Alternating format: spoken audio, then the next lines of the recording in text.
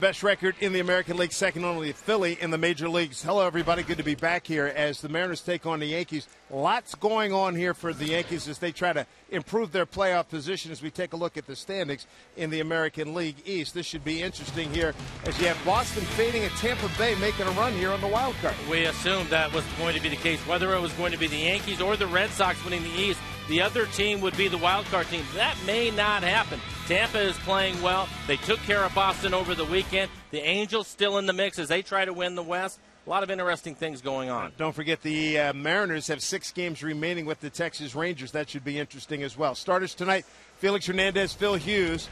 Good matchup. Couple of good right-handers. They matched up on July 27th. They went at it. Felix wins that game. He has pitched well against the Yankees. You just heard the numbers from Dave Valley. And for Felix, again, he is going to be amped up for whatever reason. He likes pitching against the Bombers, whether it's in New York or right here at Safeco Field. So I suspect that way he's pitched lately, 3-0 in his last 3 starts, the Yankees are going to be in for a long night. And then on the flip side of that, you have Hughes. And Hughes is somebody that can get in trouble with his command at times. And the Mariners, although he pitched well against Seattle earlier this year in Yankee Stadium, he's a guy that can get wild, and for me, they have to get him in the strike zone. You see that pitch out of the zone. He will bet on that, trying to get the Mariners to swing at those pitches, and as of late, the last couple games, they've done a lot of that. So the Mariners need to tighten things back up in the strike zone and try to get to Hughes. Mariners have lost their last 2 games, and the last time Felix saw these Yankees, all he did was end that 17-game losing streak. So we hope that he is up to the task again here tonight. Beautiful night here in Seattle as the Mariners going through their pregame workouts. A lot of kinship on the field. They had a team meeting, a little rah-rah, get everybody fired up to take on the Yankees as they open up a 3-game series with New York. Mariner baseball, first pitch, straight ahead.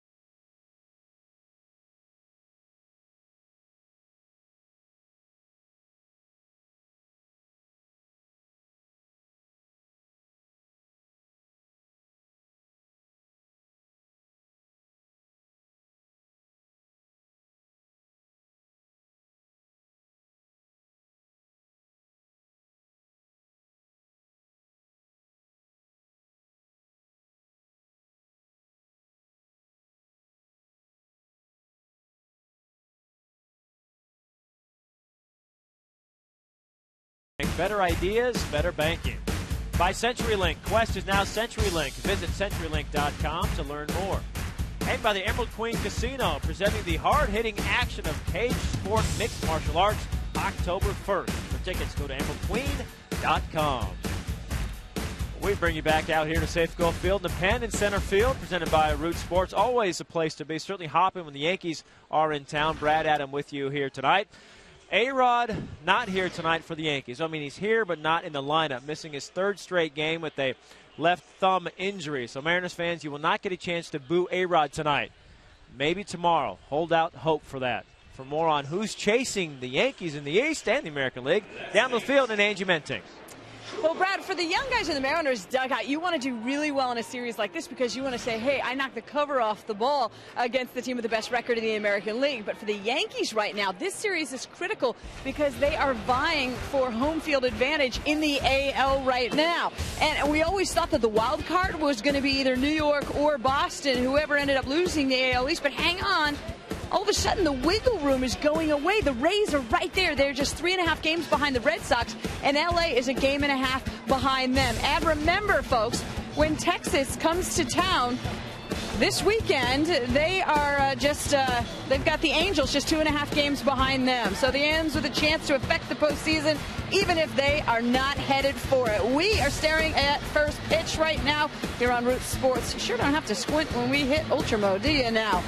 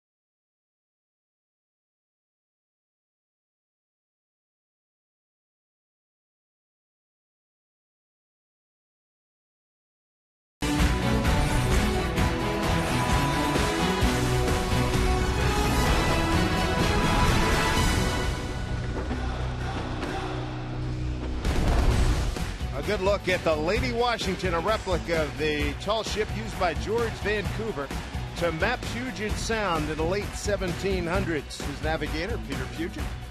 And that gives you a little bit of the flavor of what's happening here in Seattle. It's the New York Yankees are in town on a beautiful night for baseball. It's the Yankees and the Mariners starting a 3-game series. And we are ready for action. Dave Sims, Mike Flowers, and a little bit later Dan Wilson joining us. And it's a Felix night. Felix Hernandez on the mound against Phil Hughes. Yankee captain Derek Jeter standing in. Yankees come in with the best record in the American League, second best in baseball behind the Philadelphia Phillies. Felix Hernandez. The Mariners always feel good when he's on the mound, and especially against the Yankees. He's got a 5-game winning streak against New York. Mark Carlson, home plate umpire. Tim Timmons at first. Mike Malinsky at second. And Jeff Kellogg at third. First pitch in there. Strike one.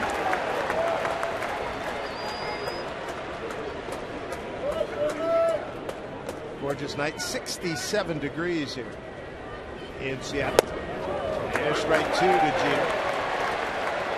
Felix Hernandez has a 3-game win streak going. He won at Cleveland, beat the Angels, and beat the Angels in Anaheim in his last 3 starts. And the Kings court in session. And that one bounced up and got home plate umpire Mark Carlson. You can see Miguel Olivo's concern. Always good simpatico between the catcher and the home plate umpire. Pretty good numbers for Jeter, talking to him before the game. He says, hey, come on, this guy's one of the best. Ball moves all over the place. You gotta take your chances. Oh, nicely done. Fine fielding pitcher. Felix Hernandez in 1 down. Take a look at the rest of the Yankee batting order. Thank you, Dave. Following Jeter, it'll be Curtis Granderson. He's on his run for MVP of the league. 39 home runs, 111 RBIs for Granderson. There's Teixeira, Cano, and Swisher. Eric Chavez, former A. He will play third and hit 6, and it's Gardner, Dickerson, and Romine, the catcher, will hit 9th. Big task here for Felix Hernandez against this lineup. First pitch to Granderson in there for a strike. Yankee profile pretty doggone good. 5th in batting average, 1st in runs, 5th in hits, 1st in homers and ribbies, 2nd in stolen bases, and 3rd in ERA. One foul and 2. Season totals for Felix. Looking for his 15th win of the season. ERA to 3.15. Already 217 in the 3rd innings pitch for Felix. 211 strikeouts. Opponent's average 233. King's corner making itself heard. 0-2. Fouled away. Anderson's transformation. He's always been a good hitter, but really just turned into a max power hitter in this last 2 seasons. Finishing with a 2-hand follow through instead of a 1-hand follow through. Move his hands a little bit lower, close his stance a little bit. The 0-2. Struck him out. 2 down. First K of the night for Felix. Look at the last pitch to Granderson. The movement on the pitch running away from him gets him the strikeout. Defense for the Mariners. Robinson will start in left field. Saunders, the center fielder, night Ichiro out in right. Kyle Seager will play third base. Ryan and Ackley up the middle. Justin Smoke at first. Miguel Olivo will do the catching, and Mike Karp is the DH tonight. Here's Mark Teixeira, the first baseman. Not hitting for a big average, but the power numbers are there. 36 homers, 103 RBIs, and 23 of his homers have come left-handed.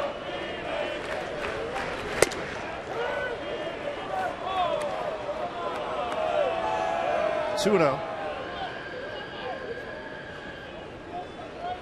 Teixeira 15 for 50 with 4 home runs against Felix Hernandez. 3-0.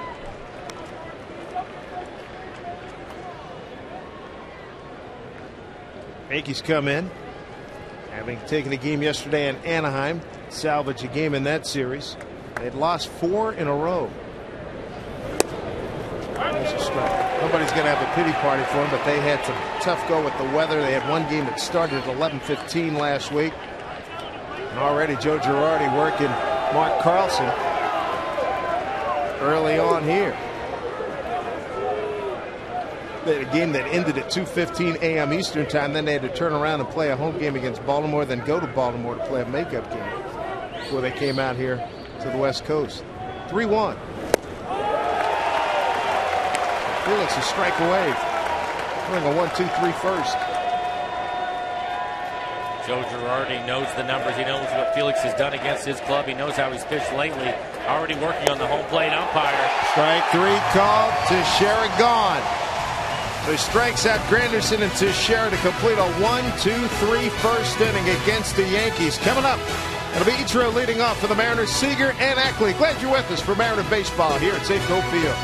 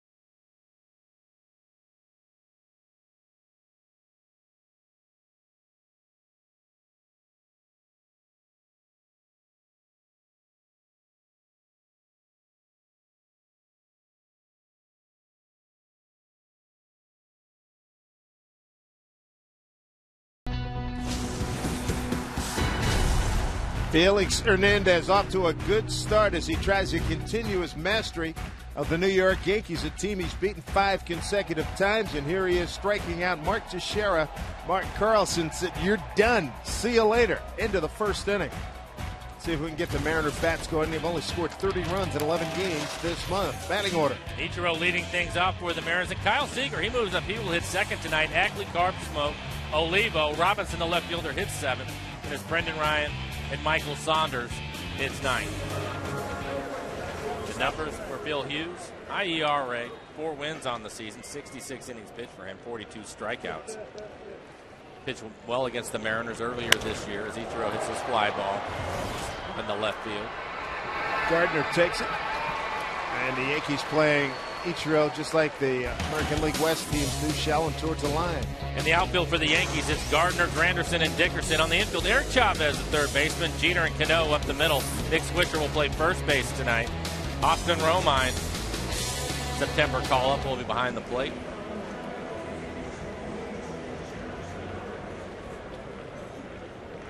Phil Hughes, guy the Yankees touted for a lot of years, on his way up through the system. First pitch here to Seager. Seager getting the start in a 2-hole tonight. Brendan Ryan's been struggling. Gutierrez had done a good job before his season ended with an injury. Eric Wedd said that Seager's been putting up a lot of good at-bats as far as he's concerned. It helped to get a better look at the youngster. 1-1 to Kyle. Pinch hit yesterday. 1-0 for 1 in the 8th inning. Going back, Chavez. He's got the play. 2 outs.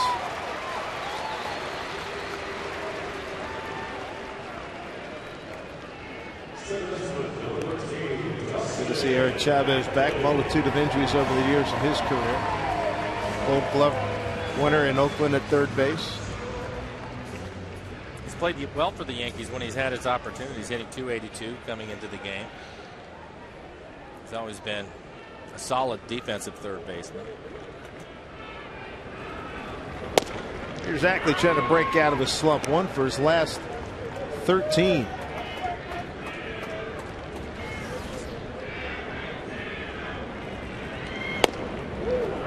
Exit strike. Ackley, even with the slump, though, still the Mariners' leading hitter and has team best 7 triples.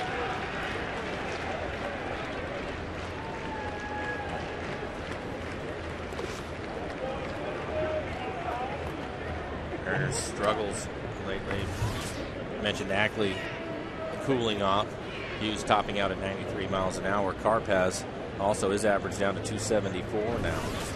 And both hitting 3rd and 4th, the rookies. Good to see them finish strong here in the last few weeks of the season.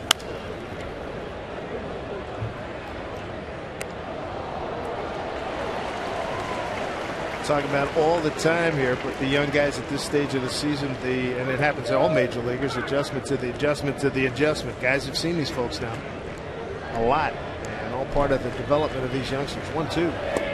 Breaking ball gets him. That'll do it for the Mariners in the first. Strikeout for Hughes, his first. Second inning coming up. Cano, Swisher, and Chavez for the Yankees.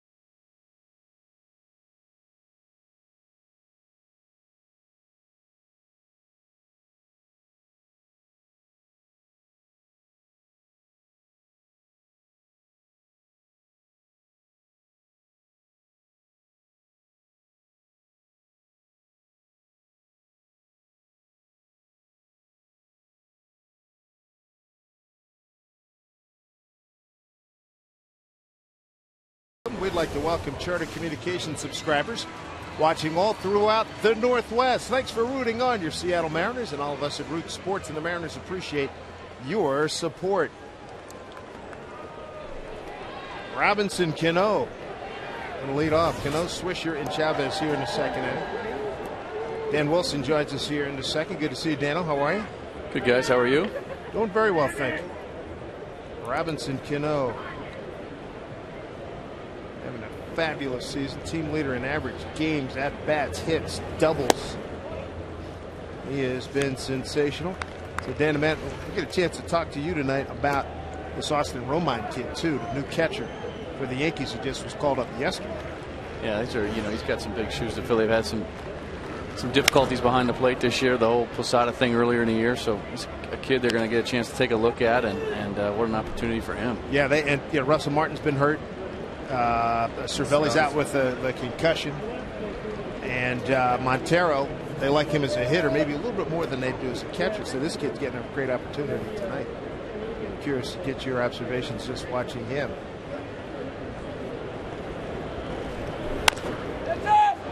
Foul ball off the bat of Cano.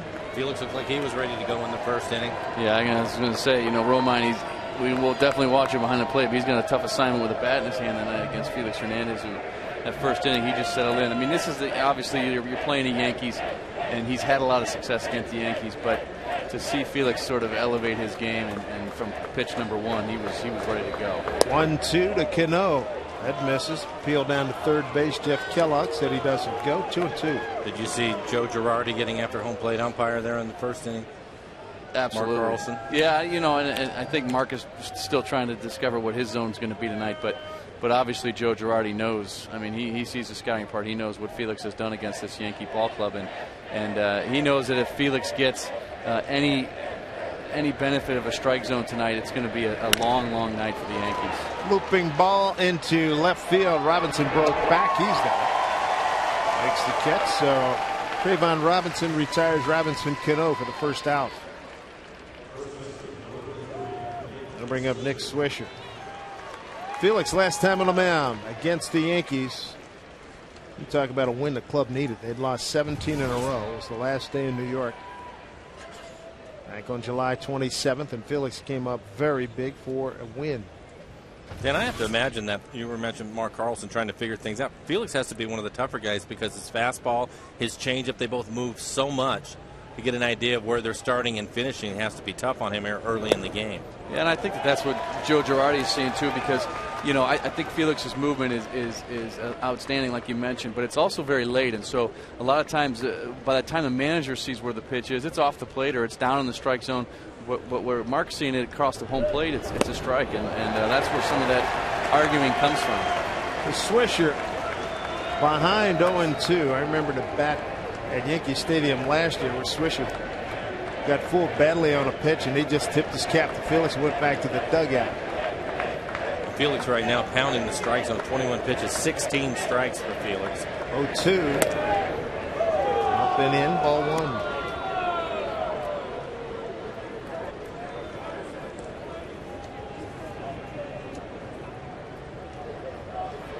Swisher's been a nice addition to the Yankees his last 2 years. Got 22 homers, 80 RBIs.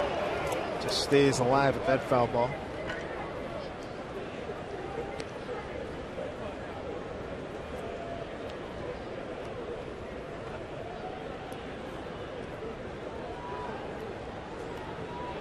Felix Hernandez, mainstay of this Mariner ball club.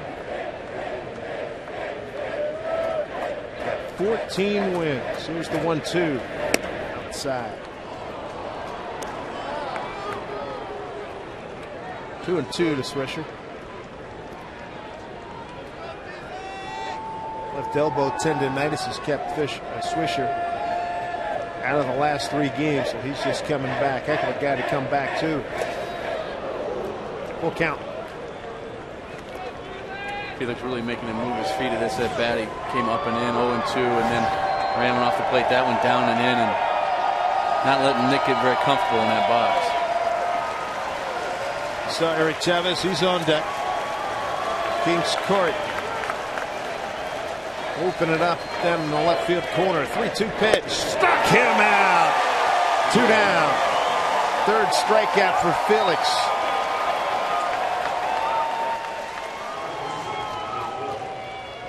Again, Felix staying with a good fastball, 94 miles an hour, running it off the outside corner.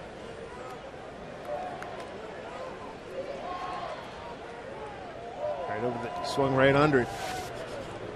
So 2 outs, 3 strikeouts in the books. Here's Eric Chavez. Talking to Chavez before the game, he said, "What's your approach against Felix?" He says, "You know what? He's got all the other stuff, but second or third pitch, he likes to come back with that 89-mile-an-hour sinker. I'm going to try to get that one tonight. If not, I'm in trouble."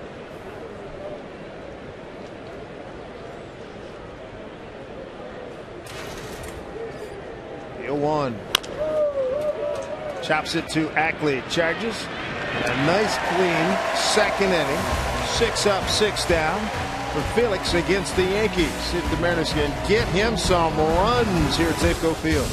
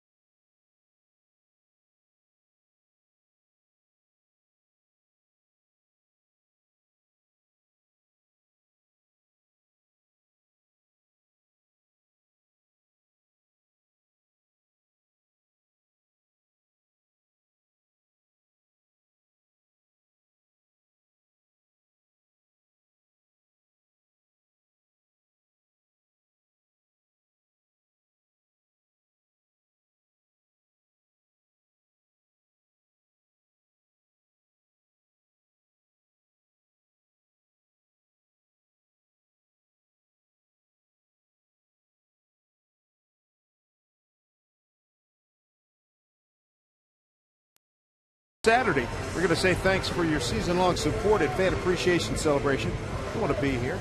Mariners will be facing the Rangers, and there's going to be a whole bunch of prizes given away throughout the game, more than ever before, including a Holland America Cruise Line cruise, autographed game used bats, iPods, and more.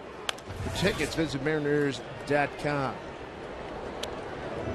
Here's Mike Carp to lead it off. Carp, Smoke, and Olivo 4, 5, and 6 here against Phil Hughes.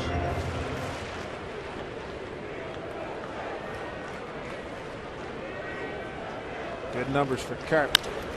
Right through the 5-hole base hit.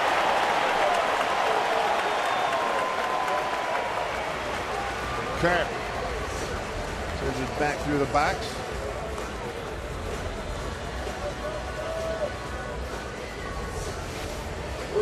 Looks like Mike is starting to get things going again. Had been struggling. Hit a home run out into the Mariners bullpen this weekend. A solid base hit right through the wickets of Phil Hughes.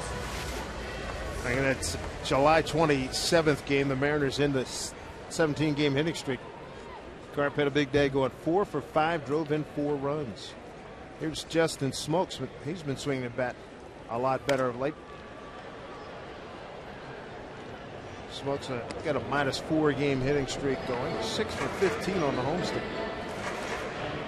Mike, that pitch to Carp looked like it was a pretty good pitch from Phil Hughes, down in the strike zone, outside corner, outside third, and it's got to feel good, you know, Mike Carp getting some confidence from an at-bat like that, getting a good pitch, but still being able to do something with it up the middle. Well, the last couple of days, Dan, the Mariners offensively have struggled. I think it goes back to what you're saying. If you get a couple of guys early to check in, get their base hits, you can relax and start to get some confidence and hopefully some momentum going again. Mike hitting fourth, hitting cleanup, and you have Smoke, 2 guys that can do some damage for you when they're feeling good. And unfortunately, Smoke now, I think the biggest thing with him is he's finally healthy, Dan, and he's been swinging the bat much better. A couple of home runs over the weekend against the Royals, had a 3-hit game. So hopefully it's the same type of thing, just confidence starting to build after having to deal with a lot of injuries for Smoke. Mariners trying to get a turnaround, fellas. 10 or more strikeouts in each of the last 4 games.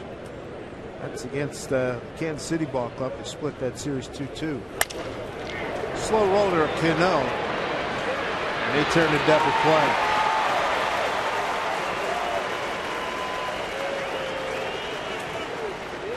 When you have young hitters in your lineup, you're going to be inconsistent.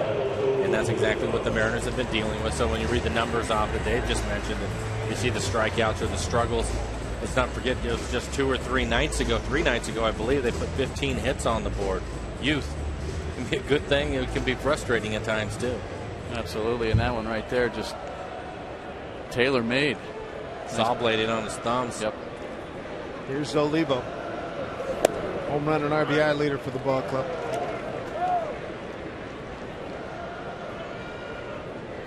Let's see the guys get going here. They're 52 strikeouts away from setting a new low standard that was set last year by Mariners. 1,184 strikeouts. Certainly something you do not want to go back-to-back years on. 0-2 here to Olivo.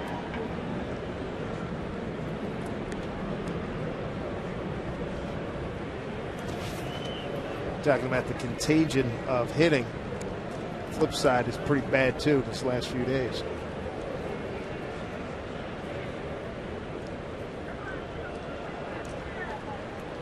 Ball at 2 strikes to Olivo.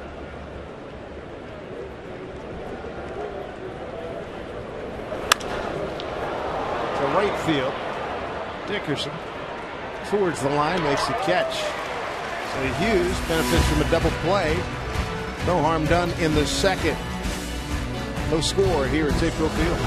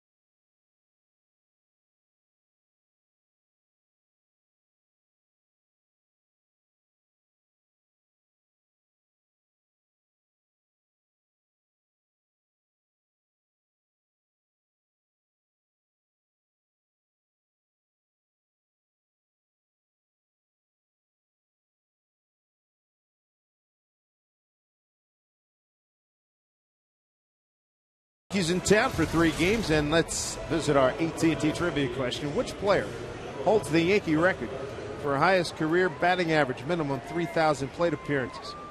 And what choices you have? Lou Gehrig, Joe DiMaggio, Babe Ruth, or Mickey Mantle? A, B, C, or D to 95323. Your choices? Pretty good question, huh? Those are 4 pretty good names right there. Brett Gardner I'll go with Gehrig. holds the Yankee record for highest career batting average. I know Babe Ruth was at 342. I'm going to go with him. I don't know why I remember that number. They're all good choices as Gardner, big time base stealing, threats aboard. Leadoff single.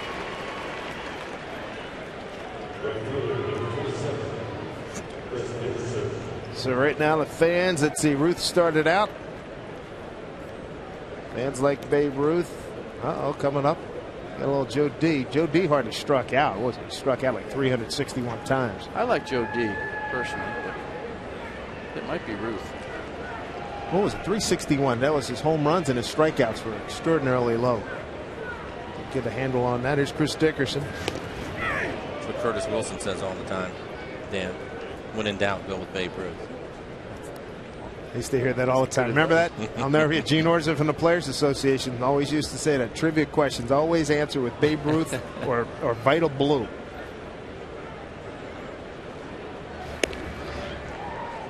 .43 stolen bases for Gardner. Felix has already thrown to first a couple of times. He'll work hard, try to give Olivo a chance to throw him out if he decides to run. Gardner not afraid of being thrown out. 43 stolen bases and 56 tries. Base hit. Broken bat base hit. Gardner will make his way to third. So Dickerson following a base hit of Gardner.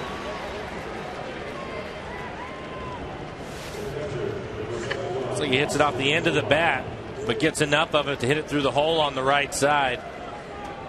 Justin Smoke holding the runner Gardner on and can't get back to his position, so that ball rolling to right field. Because it was hit off the end of the bat, Gardner will scoot around to third without any problem. So here's Austin Romine. Got into the game yesterday late. How about this story? He was with Scranton Wilkes-Barre, the AAA affiliate, was driving home season over, driving from Pennsylvania to Kentucky. Hey, kid, get your butt out here to Anaheim. Drops his car off at Kentucky. Jumps on a plane, gets to Anaheim yesterday at 12 noon. They insert him in the last 3 innings. And they had the pleasure of catching Mariano Rivera, who came on to pick up save number 599 yesterday. His brother Andrew's with the Angels, and his dad Kevin Romine was a major leaguer. To center field, charging is Saunders, shallow. Gardner will bluff and return. Nice job by Saunders to hit the cutoff man. 1 out.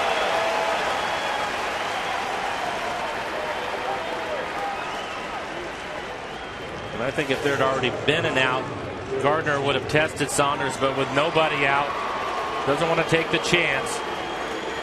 Felix comes up with a big pitch with a shallow fly ball in the center field.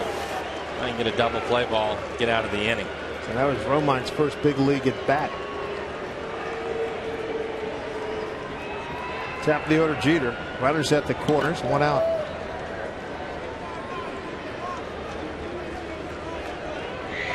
Jeter hit a ground ball back to Felix his first time up. Runner goes. Throw by Olivo. Safe. Dickerson in there. He's 3 for 3 on this season. Olivo thought he had made a heck of a throw. So did I. He did, but it was a tremendous jump by Dickerson. Looked like Ackley staying with the plate. Dickerson almost slid past the bag. Ackley staying with him. By the time he tags him, he's clearly safe. But his momentum takes him over the bag, and Ackley has to go back and tries to make the tag. Second base umpire Mike Malinsky said he was able to keep his toe on the base, and it looks like he was just able to do that. Yeah, so many times, Mike, you see these guys, they're coming in so hard and so hot, and they're trying to get around the tag that they have a hard time holding on to that bag, and you can sometimes you'll see an infielder stick around and see if he can't make that secondary tag. What did we see that last week in Anaheim, right? Who was that? Somebody slid off the bag. Olivo made a good throw. He beat it, was off. They stayed with it and tagged him out. I'm blanking on who that was, but I'm trying to think about it too. Was it Borges? It might have been Borges. I think it was Borges. Well, that's a big stolen base because the Mariners keep their infield back, takes the double play out of the situation. So if Jeter puts it in play, he drives in a run. Ground ball, slow roller. Seager's got the one play. Run scores, 1-0 Yankees. On cue. RBI for Jeter is 57th.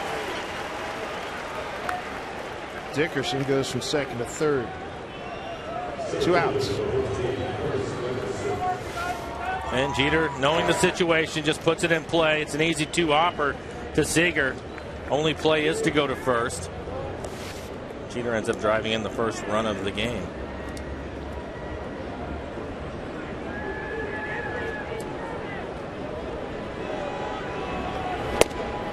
Strike one on the outside corner to Granderson.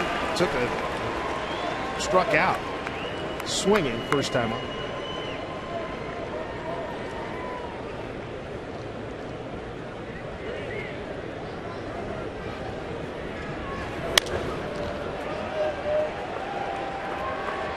Got him 0-2. Good pitch from Felix there in on Jeter's hands, Mike. But like you said, Derek knew all he needed to do was put that ball in play, and it was a run. The Yankees were in a position offensively to just take any kind of contact, and Jeter was able to do the job. Here comes the 0-2.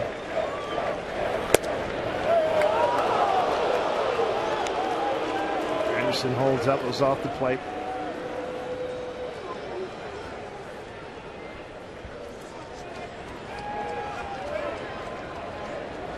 1-2 from Felix. Fouled off.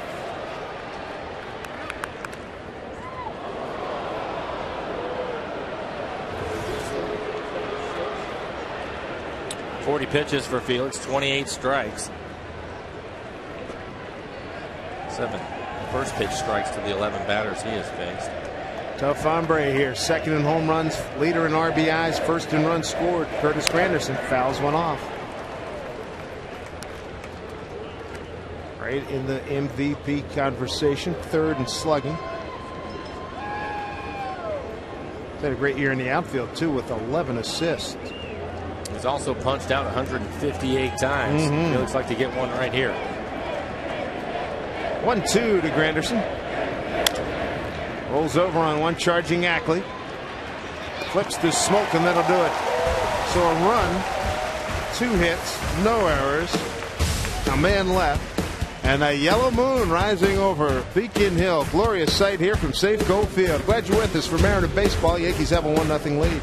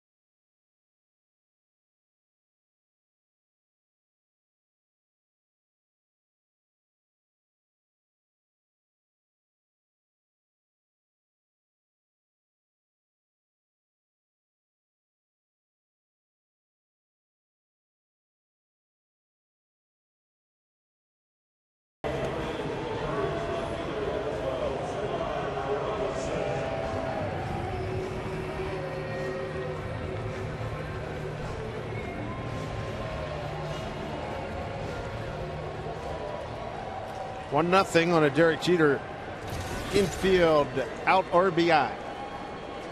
Dave Sims, Mike Flowers, Dan Wilson with us tonight. Trayvon Robinson going to lead it off here in the home third, followed by Brendan Ryan and Michael Saunders.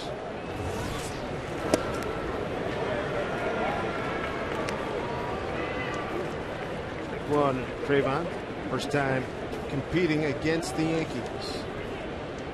Trayvon hitting .250, 2 home runs, 10 RBIs, 92 at bats for Trayvon. 2. He's had recent difficulties. 0 for 8 on the homestand. He struck out 5 times. He's behind on 2 here.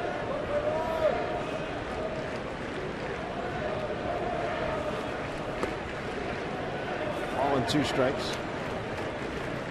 Mike Carp with the Mariners only hit the first 2 innings. He was erased in a double play. Thanks to that DP. Hughes has faced 6 hitters. Missed a minimum through 2 innings. 2-2. Mariners 3-3 against the Yankees. 2-1 here.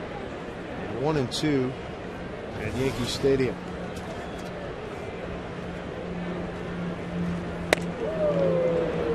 It's been a pitch a lot of teams have been attacking Trayvon on when they get 2 strikes.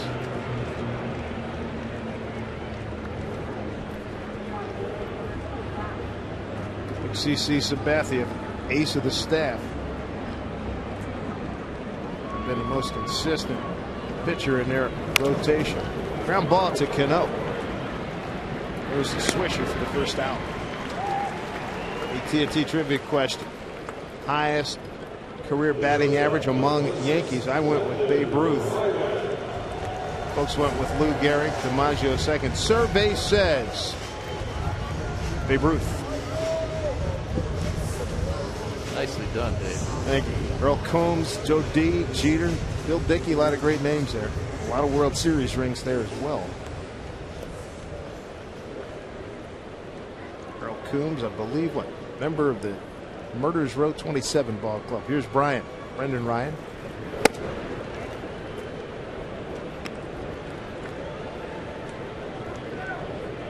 Brendan back in the 8-hole, been struggling of late. Had been batting in the second position. This one popped up out of play.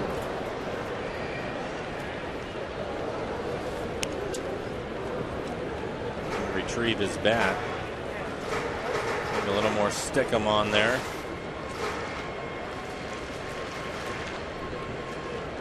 That's not good. Wow. Loaded up. There's the stick, Mike. Some guys like that. I don't even know what that stuff is. It's like a stickum kind of a substance goes on the bat. And then there's the pine tar too. There's the stick. Were you a stick or a pine tar guy, Mike? I put it all on there. Anything I can get my hands on. Just keep it on. Just keep the bat in your hands. Whatever it's going to take. Start swinging hard at that slider off the plate, down and away. Danny, that bat can go flying. You have to use everything that you can. Pine tar, rosin, get the Manny Mota stick going. Whatever. 2-1. You knew, as a catcher, you knew a lot of times if the pitcher got in on the hitter because you could get a ball back that would hit the screen, he'd follow straight back. It'd kind of roll back to you, turn around and get it, and give it to the umpire. And he would either have the stickum on it from the stick or it'd have a little swatch of pine tar, and you knew that you'd gotten in there pretty good. Off the glove of Romine. Ryan at bat continues. You ever put pine tar on your glove? Yeah, a couple guys, a couple of pitchers that I caught from time to time liked having pine tar on the ball, just for a good feel in terms of sometimes if it's cold or if it's real wet outside, that gives them a good grip, and a lot of times they like the feel of pine tar. It's something I think pitchers needed to get used to. It wasn't something you could just pick up one day because it was a slippery day, but some guys used it consistently to develop that grip, and I guys use all kinds of stuff to help have that ball stick to their hands a little bit more. And 2-2 pitch. Boy, I bet cold weather invaluable, right? Yeah, you got to have something that's got some moisture on it to be able to grip that ball. And Now, obviously, you can't put it on the ball, but some guys liked it on their hands. They would rub suntan lotion was another one that kind of created a nice feeling. All the tricks. I like it. Ryan works a walk with 1 out. First walk issued by Phil Hughes. Let's take a look at the Mariner calendar, brought to you by Sleep Country USA. Season winding down. 2 more with the Yankees, day off, and then Texas comes in for the final time. Makeup game in Cleveland, 1:05 Cleveland time start, then to Minnesota, Texas for the final 3 road games, and then home for the final 3 games of the season against the Athletics. Brilliant colors.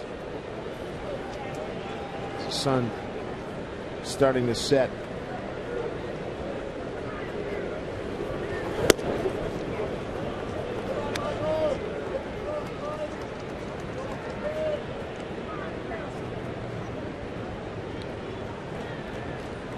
Michael Saunders, the hitter.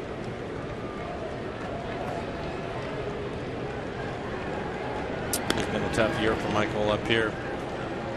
Called up a couple of different times, hitting 162 on the year, and that's with 142 at bats. He did make a few mechanical changes in spring training.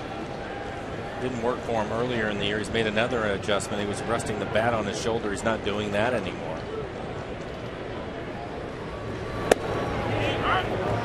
It's a strike, 1-1.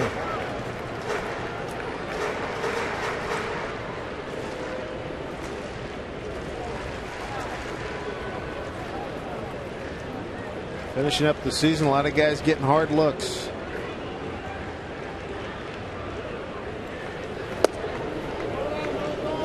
He's off of that one, 2-1.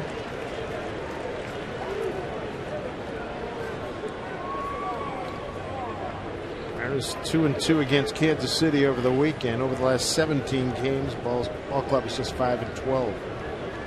2-1 with Ryan at first. Ryan's 12 out of 15 in base stealing. Young Austin Romine behind the plate. See if they test him out.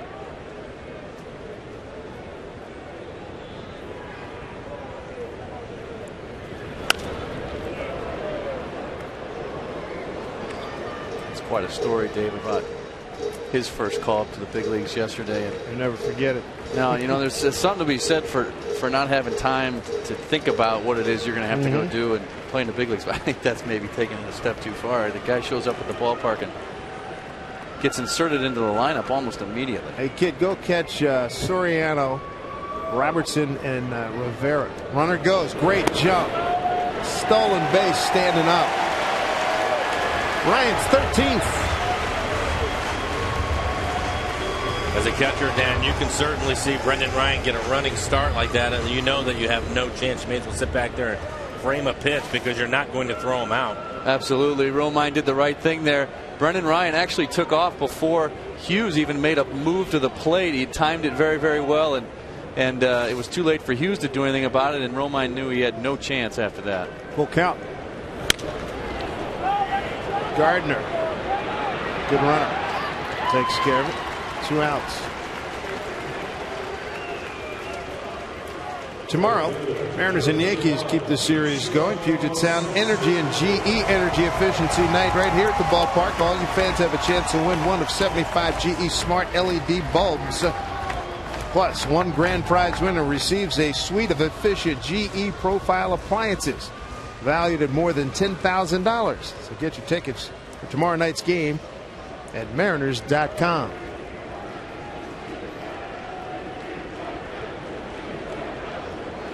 RBI opportunity for Ichiro, who's got 40 on the season. Flied out to left his first time.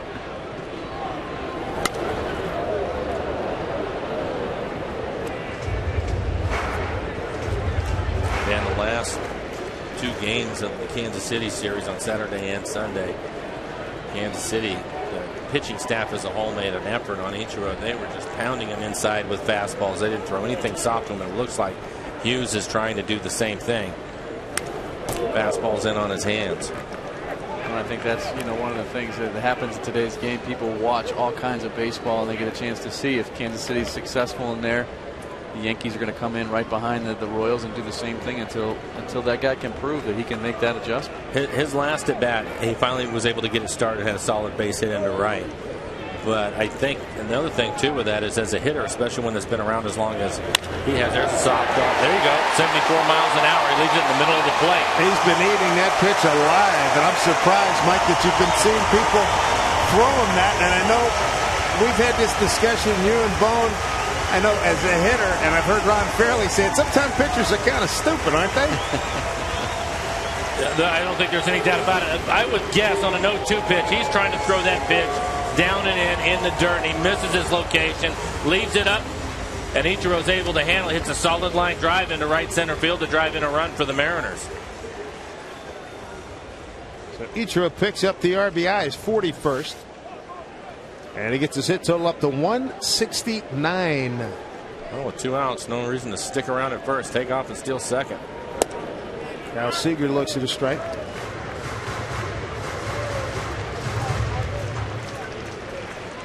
Hughes had 19 pitches in the second inning, now 24 here in the third.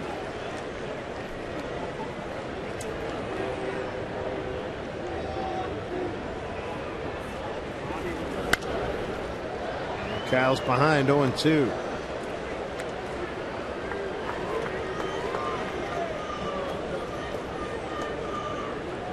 Ichiro's shoes changes them up a couple, 3 times a week. They are super duper light, lightweight, just like track stars wear. Usain Bolt, if he were playing baseball, that's what he would be wearing. I don't think he could hit the breaking ball. Well, he'd be false started probably every now and then anyway. So, but if he ever put it in play, he can run like crazy.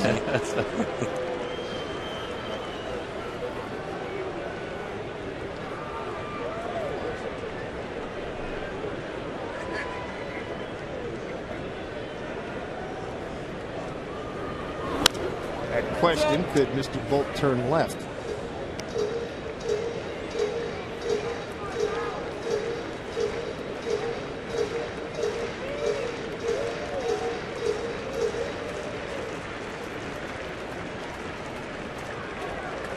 Seager 0-2. Ichiro, the base hit, just tied it at 1-1. Runner goes. Fouled off.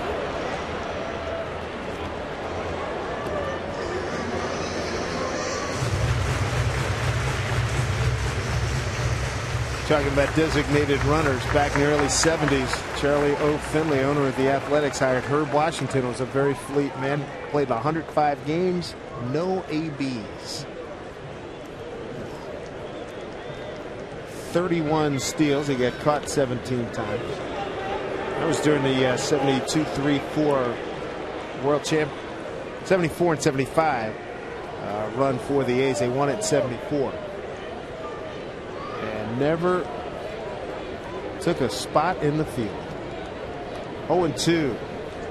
Ichiro does not go. Jeter playing right there. He'll take it himself. And that'll do it. Ichiro with an RBI ties it at 1-1 here at Safeco Field as we head to the fourth.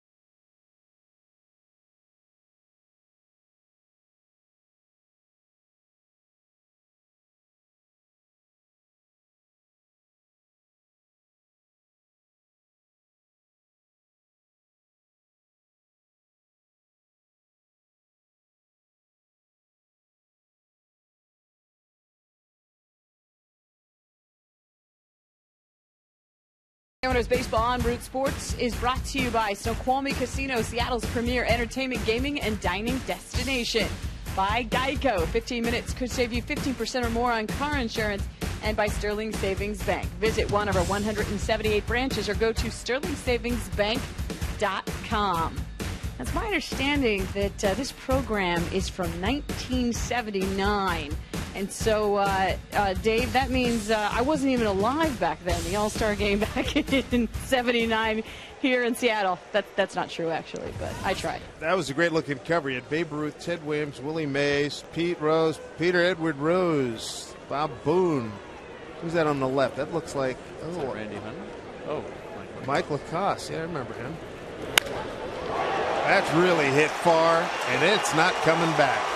Mark Teixeira on an 0-1 pitch gives the Yankees a 2-1 lead. Teixeira, perennial all-star. That's his 37th home run, RBI number 104. He gets an off-speed pitch, middle of the plate. That's his 5th home run against Felix Hernandez. 86-mile-an-hour changeup.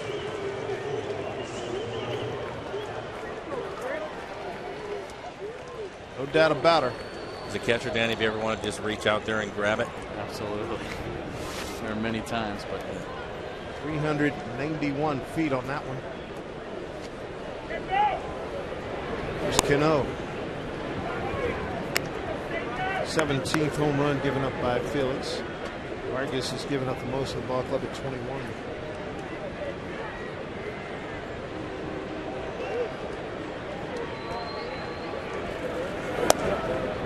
Cano flied out the left in his first at bat.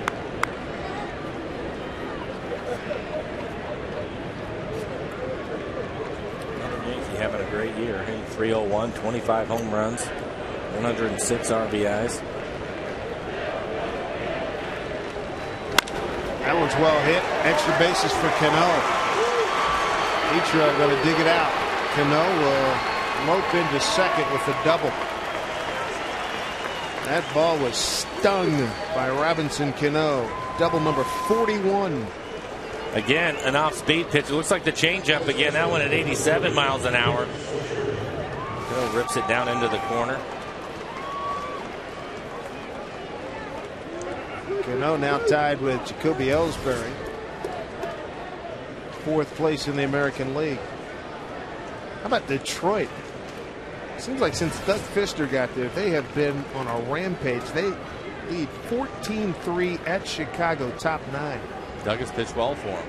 Yes, he has. Won a game, I think, 2 nights ago.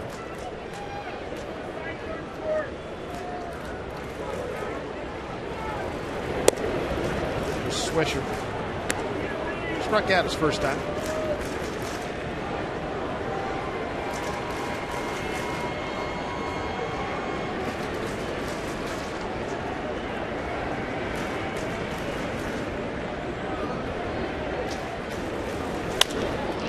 Hit past Seager. Cano, he'll hold at third. It's 3 straight hits. Homer, double single against Felix here in the 4th. Take a look at the high-speed pitch brought to you by Century Link. These guys in the same neighborhood. Felix in trouble right now.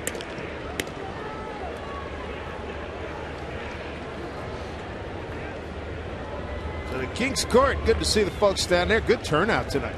Very nice turnout. Boy, suitably attired too. Got her Larry Fernandez glasses. Got her Queens. Got the tiaras. Well done, ladies. might they sort of resemble the Hanson sisters. Yeah, that's not bad. Good call. From the movie Slapshot. Take off on the Hanson brothers with Paul Newman. Film from a few years ago, from several years ago now. Like 35. I'm trying to. It really has been that long? Good grief.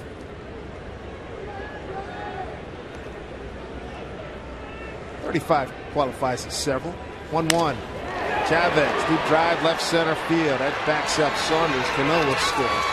Tagging and going to second is Swisher, and he's in safely. 3-1 lead for the Yankees with Chavez, RBI number 23.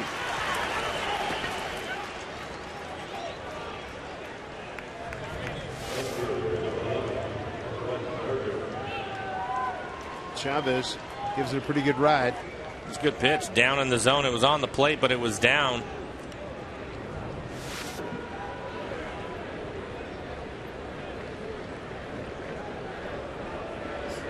So 1 out. Swisher at second. Brett Gardner, base hit to left, run scored. That was in the third. Talked about this before, Mike, but good base running by Nick Swisher. He's got that play right in front of him. He tags. He looks like he's going to be out at second. All he has to do is stop, go back. Pretty good base run right there. Right, the throws right in front of him. He can see if it's going to be on line or if it's wide. He'll continue to run. Swisher at second. You saw Teixeira. He got this thing started here in the 4th inning. 0-1 pitch. Homer to deep right center field. 1-1. Your point too, Dan. I think when we were in Anaheim, watching the Angels do all those little things, veteran clubs fighting to get into the postseason. This is where the Mariners and all the young players that they have, they can learn so much just by competing and playing against these guys and watching the things that they do, because in the next year or two they're going to be expected to do those things so they can get this thing turned around and try to get into the postseason themselves. Absolutely. And you know, at this stage of the game, when you're in the close pennant races, it is those little things. I mean, baseball is a game of those little things that put you over the edge, over the next guy, and any little base running thing you can do, or anything you can find that's going to give you an edge as a ball club, that's what you're looking for. You have to take advantage of every opportunity that presents itself. All of 2 strikes here. Felix, last strikeout was back in the 2nd inning. 1-2. No. 2-2 to Gardner.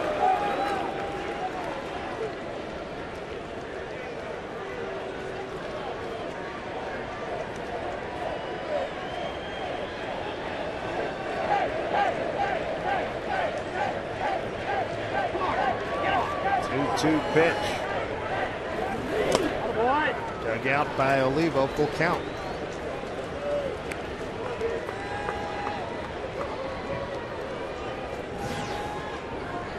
Chris Dickerson waiting on deck.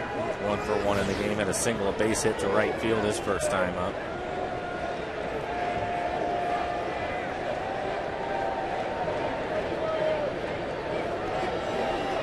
Felix trying to stem the tide here. Pitch. Slap to left field. Swisher's going to score. Gardner can really run. He'll get a double. 4-1 Yankees. Gardner 2 for 2. Picks up his 36th RBI, and that was his 19th double. A running fastball, not trying to do too much with it. Slaps it into left field, right down the line.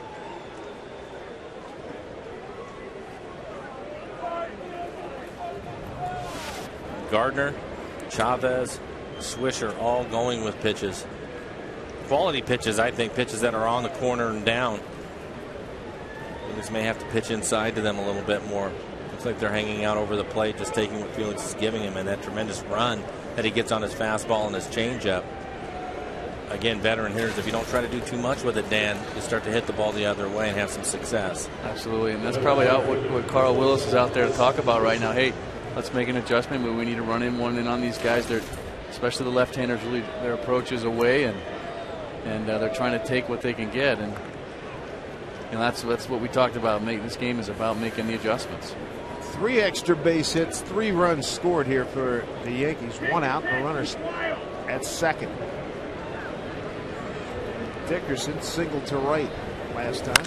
Oh, he drives this one deep right field, way out of here. Wow. Yankees just pouring it on Felix here in the 4th inning, a 2-run shot. Wow, for Dickerson, his first home run. RBIs 5 and 6. And it's 6-1. This comes on a fastball that ends up in the middle of the plate, up in the zone. See Olivo set up inside, trying to go inside, and Felix leaves the pitch out over the plate.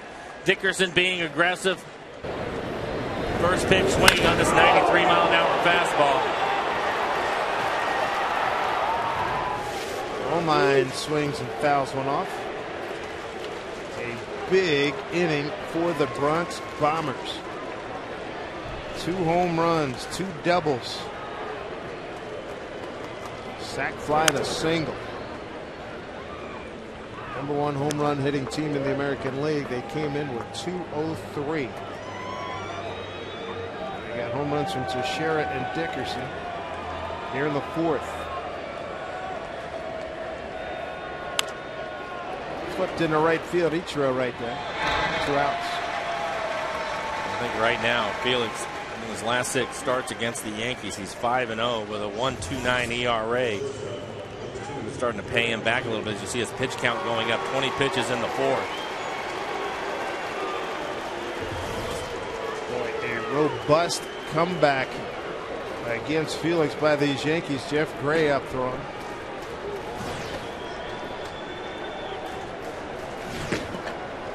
Top of the order, Derek Jeter, 8th man to the plate. Since '09, it's been a very good run by Felix against the Yankees. Sparkling ERA. Batting average was great, and the run support's been good. He's going to need it tonight. He's still behind 6-1 now. Offensively, the Mariners will have to get it going. So far tonight, Phil Hughes threw 3 innings, giving up a run on 2 hits.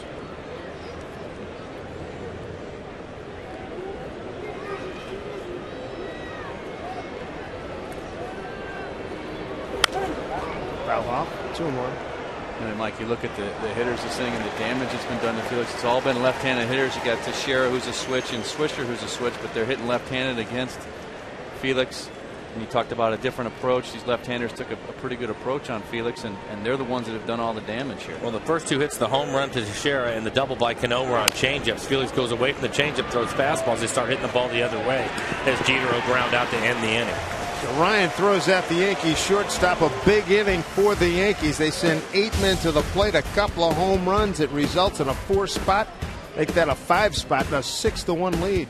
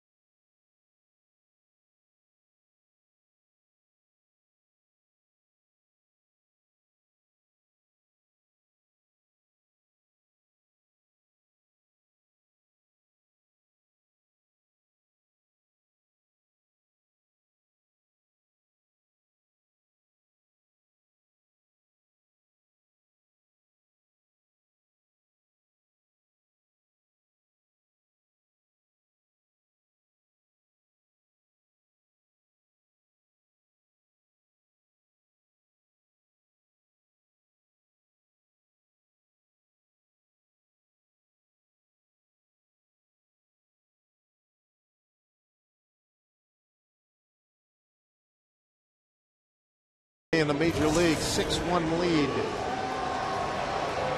Back to 1979, All-Star game here at Seattle at the Kingdom. Tommy John, one of the participants. Anybody remember Don Stanhouse?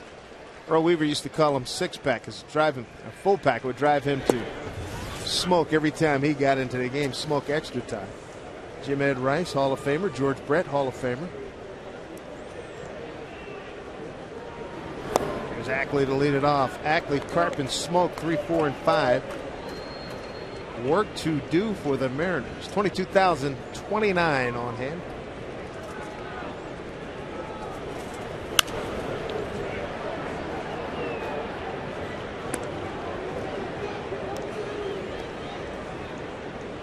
Gaylord Perry, not quite a Mariner at that point. There's Sarge Matthews on the left, Gary Carter on the right. Sarge now with the Phillies broadcast crew. Gary Carter, best wishes and prayers go out to him as he's battling brain cancer.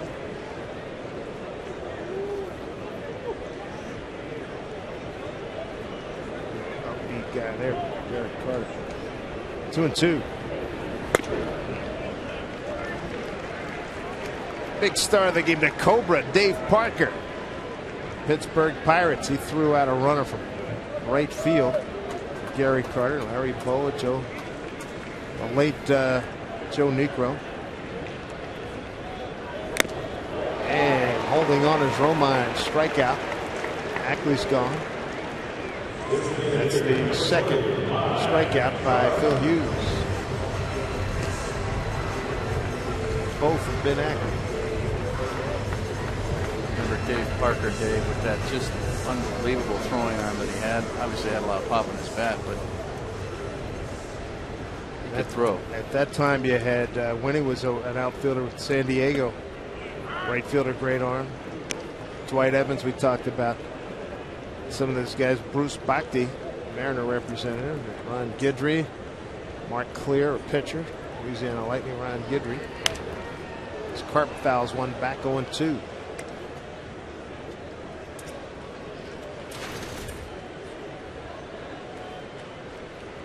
Parker hit for power, hit for average too for a big guy. 6'5", can run. Good player. Great player. 0-2.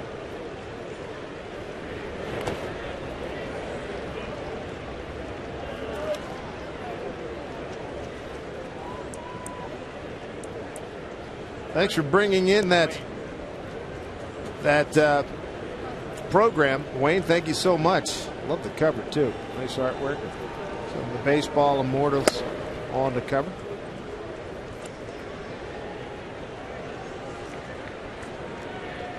Carp single, center field. One of two hits by the Mariners. The other one by Ichiro, drove in a run in the third. 2-2.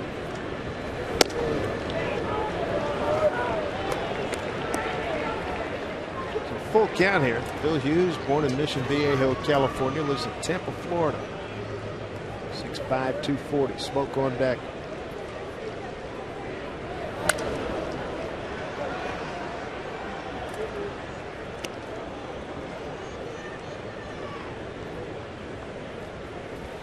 Yankees exploding for 5 runs in the 4th inning. Solo home run by Teixeira. 2-run shot Dickerson. Sac fly Chavez. RBI double Gardner. 3-2. Mike Carp's aboard. Second walk issued by Hughes.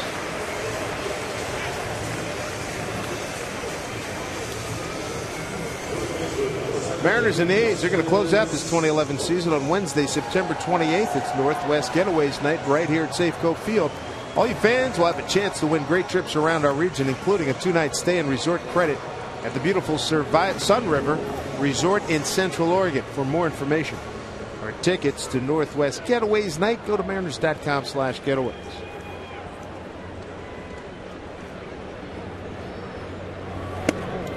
Swing and a miss by Smoke. Bounced into a double play in his first at bat.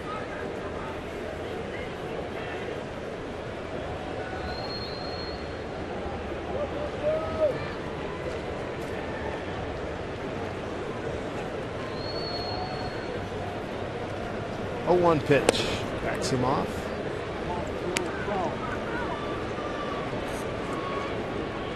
Must have fired up a grill out in right field. A residual smoke is hanging above him. Sure tempting a lot of fans out there in left field. Right there. Send a couple of burgers up here. Don't be shy, right? 1-1. This would be off-speed pitch.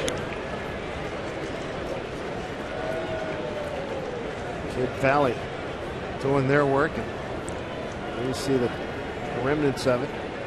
Somebody's chowing down. Some good, fun calories out there, boys. Vanilla shake for me, please. Yeah, thank you. Good call. 2-1.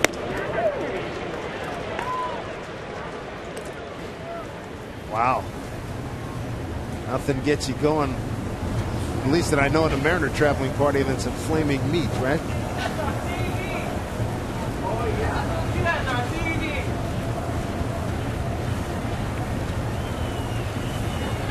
Great shot. 2-2 here to Smoke with a man on, 1 out.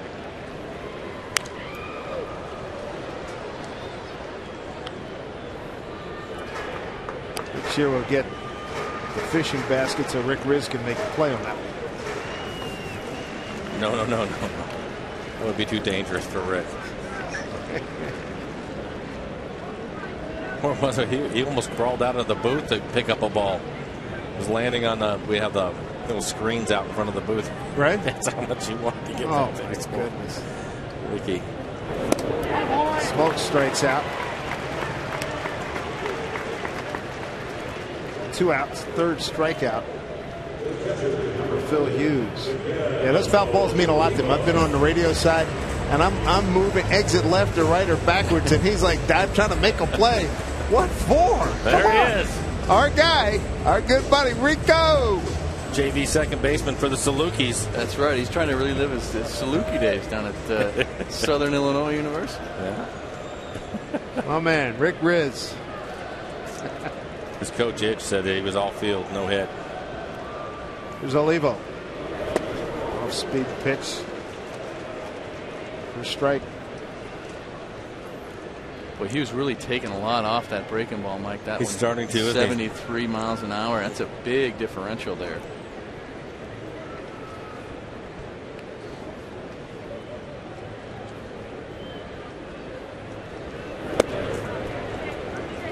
Outside to Miguel. Miguel flied out to right his first time.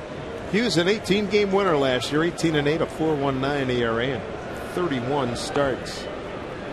31 games, 29 starts.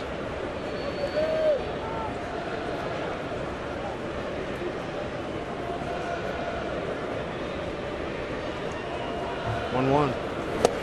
And the fish again.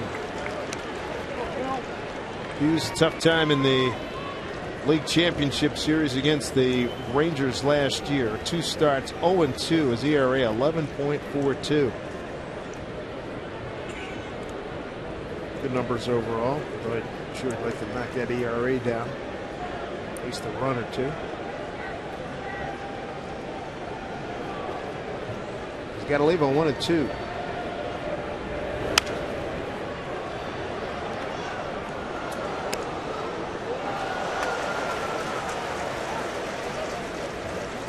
Felix Hernandez, rough night for him after dominating the Yankees' previous 5 starts and through the bulk of his career.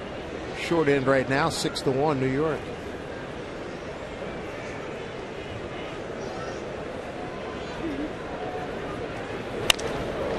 That'll be enough for a base hit. Romine was set up way outside. And Olivo serves it into right field. 2-out base hit, 2 on for the Mariners here in the 4th. Well, Hughes stayed away from him the entire at bat. This looks like a cutter. Miguel's able to stay with it just long enough to punch it into right field and pick up a base hit. Bring up Trayvon Robinson. Trayvon hitting .250 coming into the game. Only 92 at bats. 23 hits, but 12 of them for extra bases, 10 doubles and 2 home runs. Grounded out second his first time.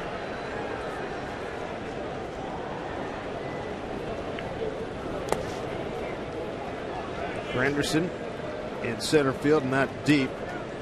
A couple steps towards right field for Trayvon.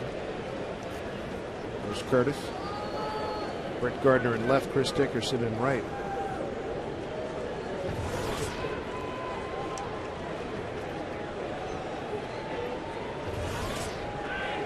To left field, Gardner. Great jump.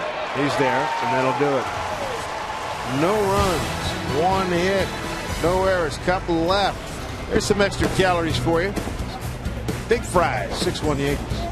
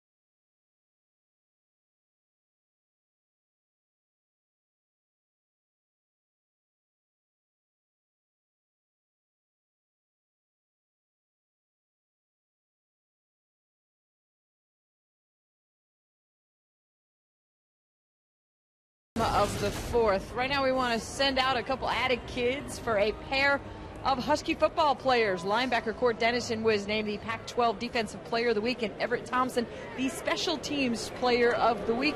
Both played a major role in the Dogs' win over Hawaii. The UW also announced today their game on September 24th against Cal will kick off at 12:30 right here on Root Sports. It'll be the Pac-12 opener for both schools. Dave? All right, that'll be a good one.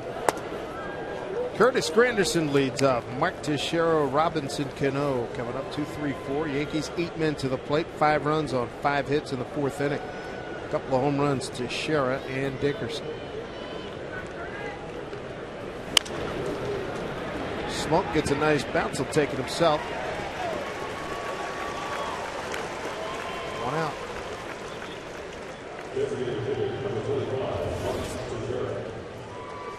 What do you say? Felix throw 1, 2, 3, and maybe he can get some bats working here, although it was quiet back in the 4th. I think if the Mariners offensively, if they're not able to get something going here in the 5th, maybe the 6th, they'll probably end the night for Felix. He's had to log a lot of innings. It's over 220 innings now. Strike 1 to Teixeira. His 5th career home run against Felix last time up. Gets ahead, 0-2.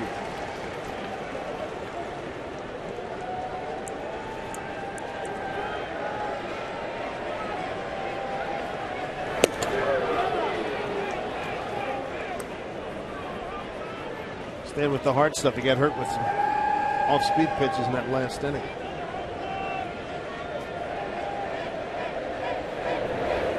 Breaking ball, fouled off.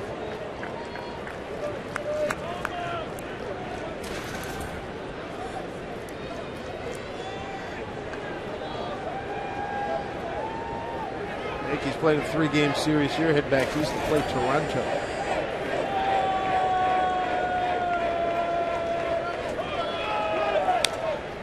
Just staying alive here. Here's Teixeira. 0-1 pitch. This led off the 4th. It was a changeup that he left in the middle of the plate.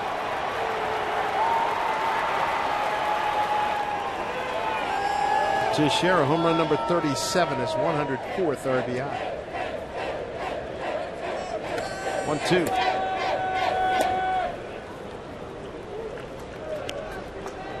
Mike Teixeira got that nice left-hander, pretty classic left-hander stroke with the ball down middle, which is where that pitch was. It's just a pitch that's just right where his swing path goes, and those are the ones he can hit a long way like he did. 2-2. Fouls it off.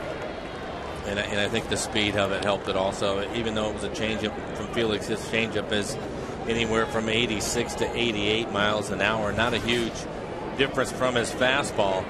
So he really relies on the movement and the location of that pitch more than the deception of the speed. 2-2. Fouls it off again. I think that's a difference you see too when you make pitches to Teixeira, Cano, Swisher, the guys in the middle of the lineup that are not the pitches you want to make. It might be a mistake. They're going to hurt you with a home run or a double. They're going to drive the ball. Whereas guys down the order, they may be able to flip a single in there, but it's those big guys that are going to hurt you deep, and that's what happened with Teixeira. Full count now with Cano on deck. 1 out here in the 5th. And probably because of the ballpark that they play in, typically they're going to pull those pitches. 3-2. Hold it off his foot. A number of the off-speed pitches that he's thrown to Teixeira in this at bat have been down in the zone. And you can see him still trying to get out there to pull the ball, but because they're down, he's beating them off his legs or pulling them on the ground foul.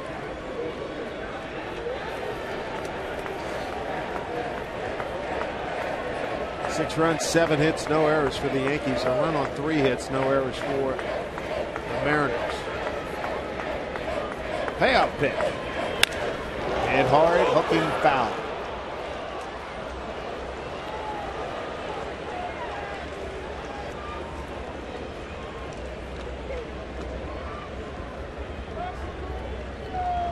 Pitch coming up.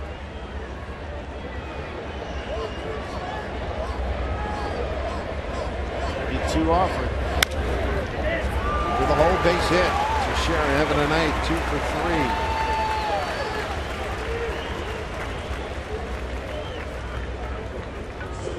Going to bring up Robinson Cano. Keep your eye on going green by riding Sound Transit to work. Visit soundtransit.org for details. One out, one on. Cano. Fly to left. Double to right, and he scored a run.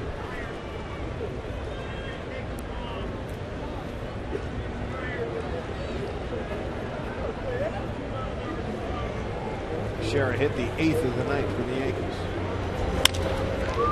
Ackley can't get it. Hit number 9 to Shara. He'll get the 3rd.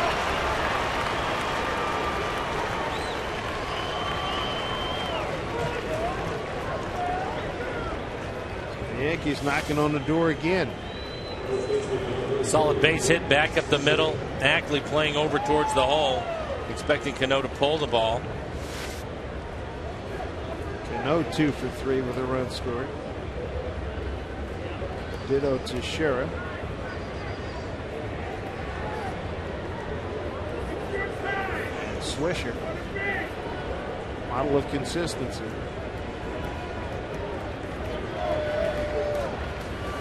Felix in a jam infield. About halfway. One out, runners at the corners. Ackley to his knees. There's one. And they get the easy double play. Nicely turned. Taylor made. As the Yankees do not score here in the 5th inning. After knocking on that door, they lead it 6-1.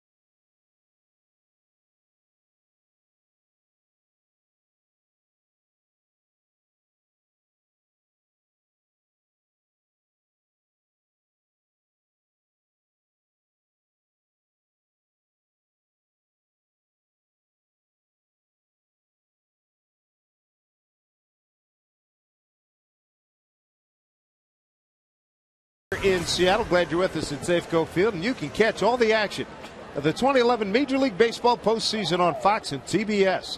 The excitement begins Friday, September 30th with the Division Series on TBS. Dave Sims, Mike Blowers, and Dan Wilson with you. Safeco Field, Brendan Ryan, Michael Saunders, and Ichiro, 8-9-1 here against Phil Hughes.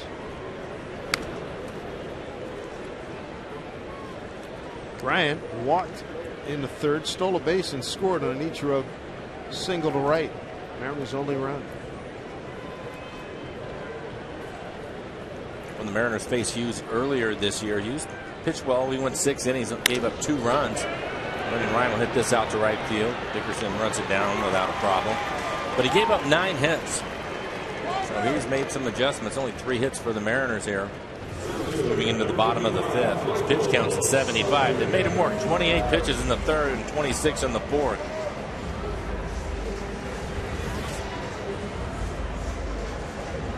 Hughes in the July 27th game, 101 pitches. Walked 1, struck out 3. Different story here tonight.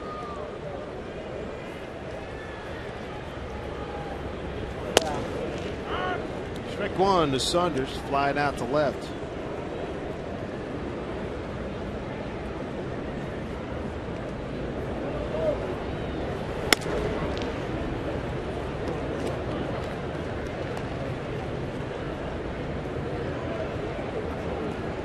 What do you guys expect from Saunders as we move forward? For me, I think that he just needs to be more aggressive. You look at him; he's a really good athlete, has some power, but he takes a lot of pitches as he hits this fly ball out to center field for Anderson underneath it. I just think that he needs to be more aggressive.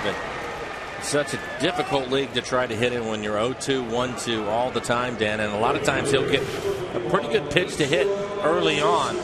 But when you're constantly battling from behind, you're not going to be as aggressive. You're not going to be as free and easy with your swing. And a lot of the times you're going to end up either striking out or making a weak out. And I think for Michael, he's such a good athlete, I'd rather see him just start hacking. Yeah, I think, you're right. You make a great point, Mike, because if you look at the numbers, you look at the statistics, the difference between when you're ahead in the count versus when you're behind in the count as a hitter makes all the difference in the world. And trying to be consistent when you're behind in the count a lot, it's like you mentioned, it's going to be tough to get a lot of hits and be consistent. So, being aggressive, being more aggressive, getting there when you get that first strike. Hey, don't miss it and be ready for it and be able to drive it somewhere. And I think to your point too, Dan, if you look at Ackley and Karp and Seager, they've been aggressive this year, first, second pitch swinging, and they've had success. 1, 2, 3 inning, the fifth for Hughes, 3 fly balls, no harm, 6-1 Yankees.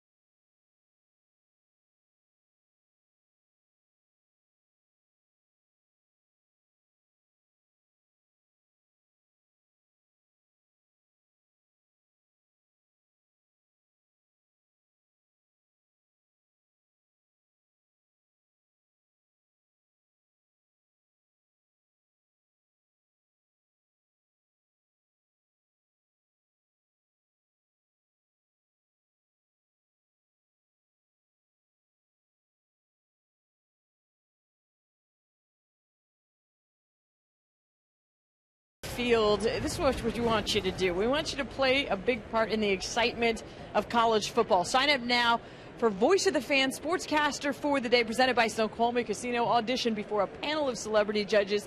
Shine above the competition, and you're going to appear live on a Root Sports college football broadcast. Space is limited for the October 6th event at Snoqualmie Casino, so pre-register now at rootsports.com. Dave, you can just prove how easy our jobs all are. You said it, I didn't. Easy pop. Seager takes care of it.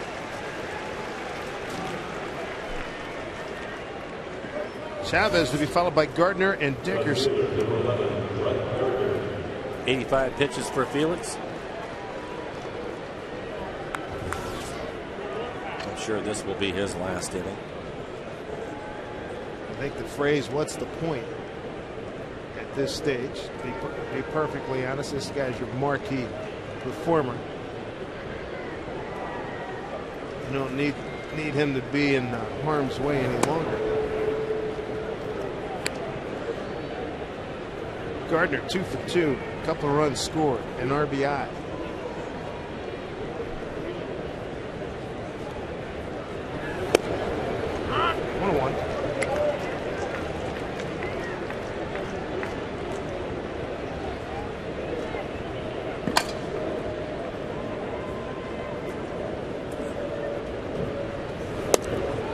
Saunders practically playing in left center field and give Gardner a huge gap between Ichiro and Saunders. 2-1 the count. Mike, we talked about Gardner's approach, going to left field with everything. This time they're pitching him in, seeing what he can do inside. They break his bat. Broken bat, soft liner. 2 outs.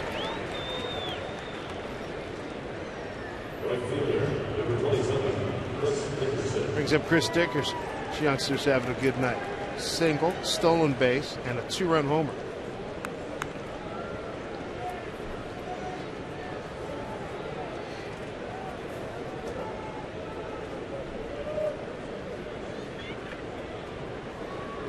Called up from Scranton Wilkes-Barre in the first part of the month. AAA this year, 241.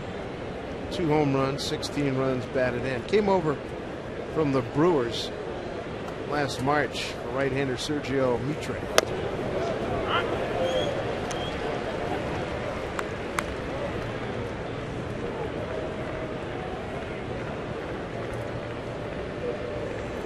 One.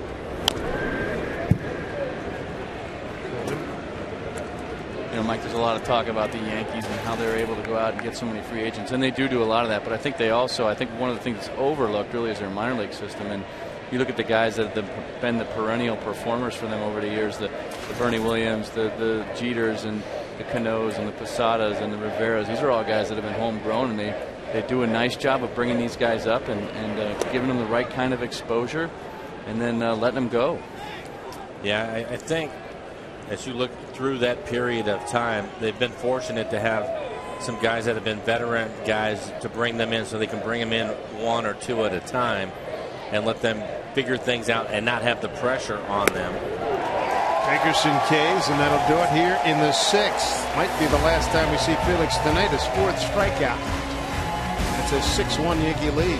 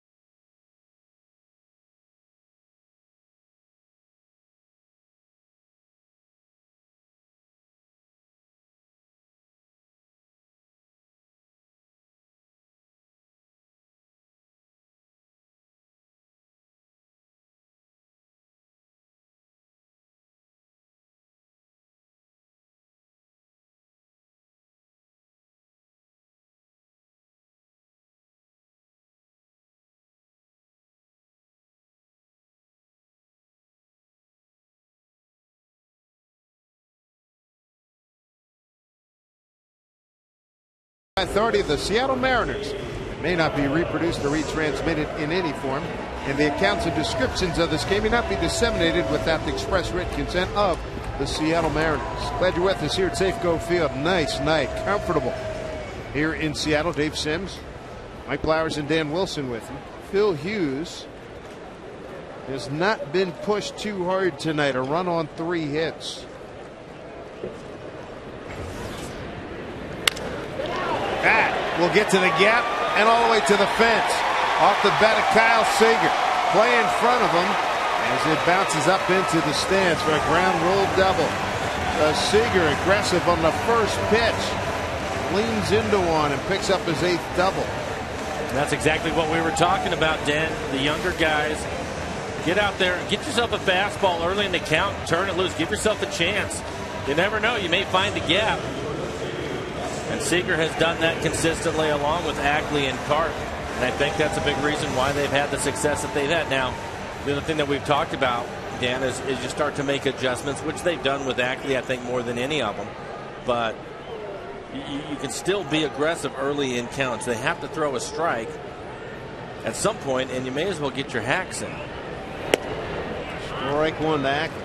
Well, you know as well as anybody, Mike, that the good pitchers are trying to get ahead of you. They're trying to get ahead on that first or second pitch, and oftentimes that's the best pitch you're going to see in an at-bat is that first or second pitch. And if you can jump on that pitch, that's the one you want. And that's exactly my point. And to that, it's probably even more predominant that you're going to get that fastball if you're a young hitter, because they want to do that, and then they want to go to work on the expand the zone, expect you to swing at pitches outside of the strike zone, get you to chase something. The base hit by Seager on this date in 1930. That was the last time they allowed a bounce home run. Ball hits a track like that, get over it. It's a home run back in 1930s. This date was the last time they allowed it. Al Lopez, Brooklyn Dodger catcher.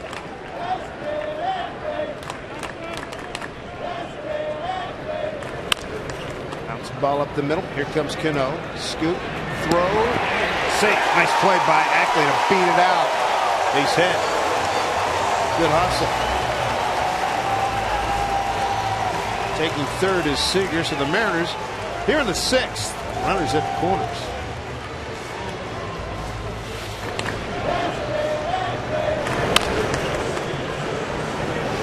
Motors a lot better. When they were touting Ackley these last few years, it was always about hitting. Didn't say anything about running. And he's got some good speed, leads the club with 7 triples. And he wins that race with an infield hit. It sets up Mike Karp first and third, nobody out.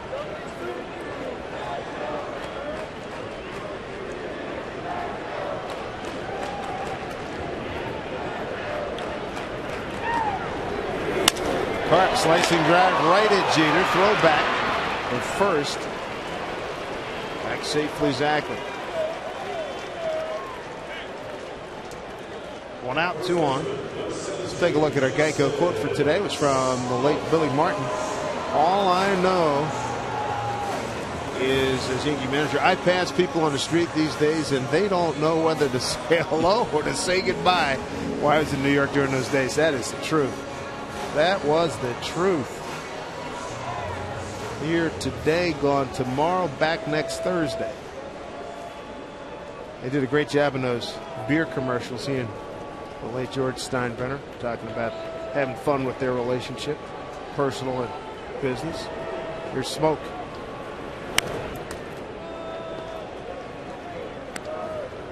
Quotes about Billy Martin. Bob Short, then the Rangers owner, I'd fire my mother for the chance to hire Billy Martin. Jim Murray, the LA Times, wonderful late great columnist. Some people have a chip on their shoulder. Billy has the whole lumber yard. Jim Murray was a magnificent sports columnist in Los Angeles for a long time. Great gentleman.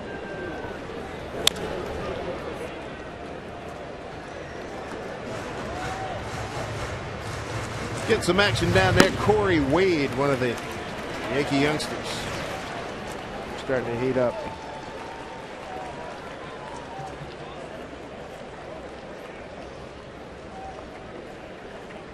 The Yankees get some of their young guys an opportunity to play in important games here. They try to clinch home field advantage in the American League. Upcoming playoffs. Smokes down 0-2.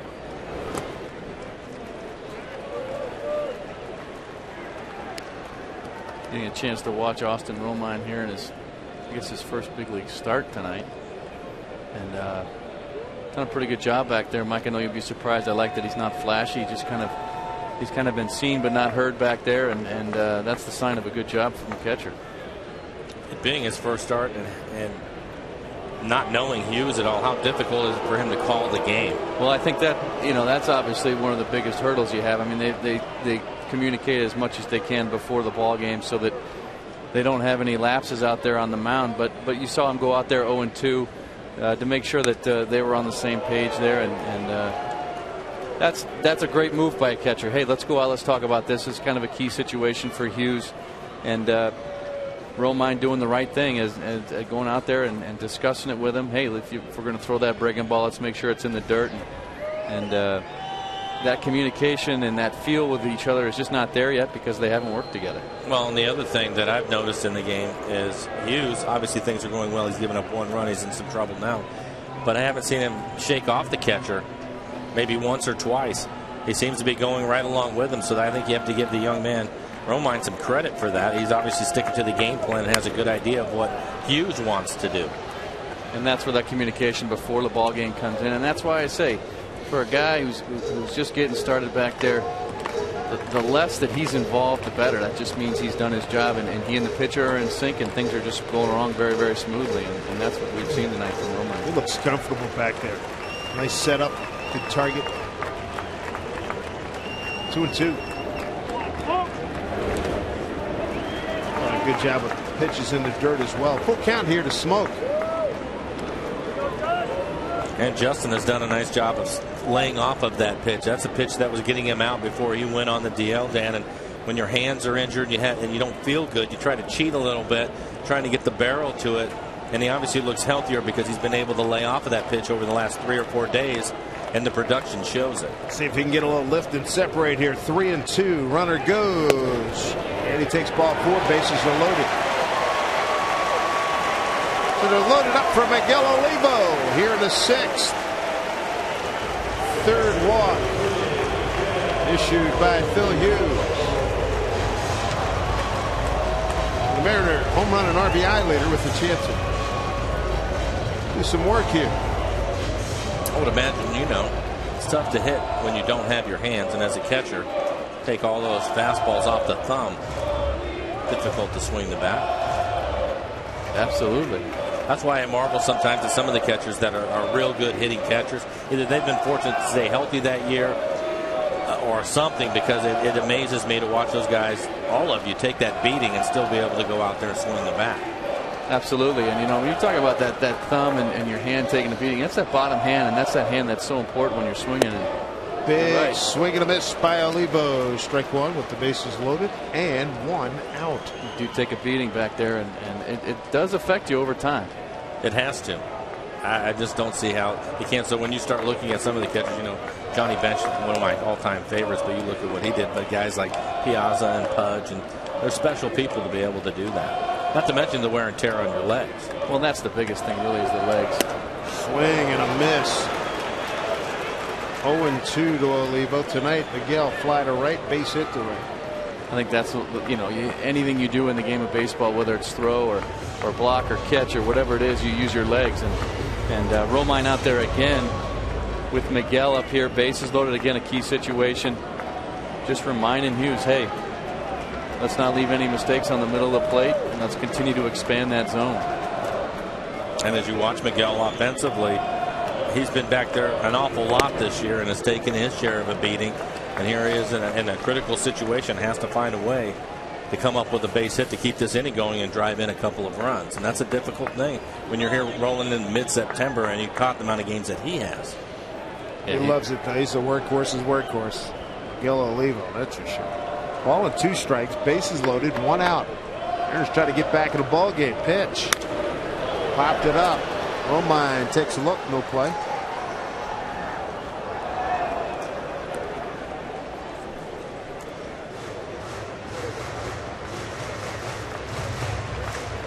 Miguel Olivo thinking about how Hughes and Romine have been working him. Getting ready to face a 1-2 pitch from Phil Hughes.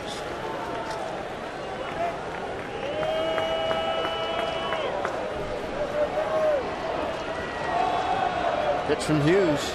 Off speed. Punches it. Jeter going back. And he makes the play. Runners retreat. 2 down.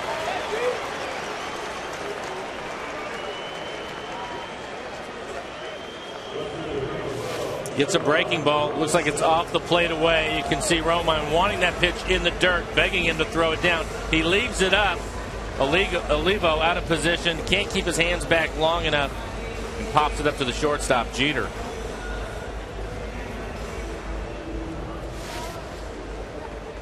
Larry Rothschild, the pitching coach, coming out. Trayvon Robinson's the hitter. Bases loaded, 2 outs. Then you have 98 pitches here on Hughes. Is this a conversation? I doubt it's a scouting report, just more how he feels. And yeah, I mean, a key out right there with Miguel. You know, keeping the runners with the bases loaded there, not being able to score a run. I think Larry's out there really just to say, hey, you know, let's finish up this inning strong. Let's not make a mistake here in the middle of the plate. Let's that's a big out right there. Let's build on that and let's get us back in the dugout. Just kind of a friendly reminder.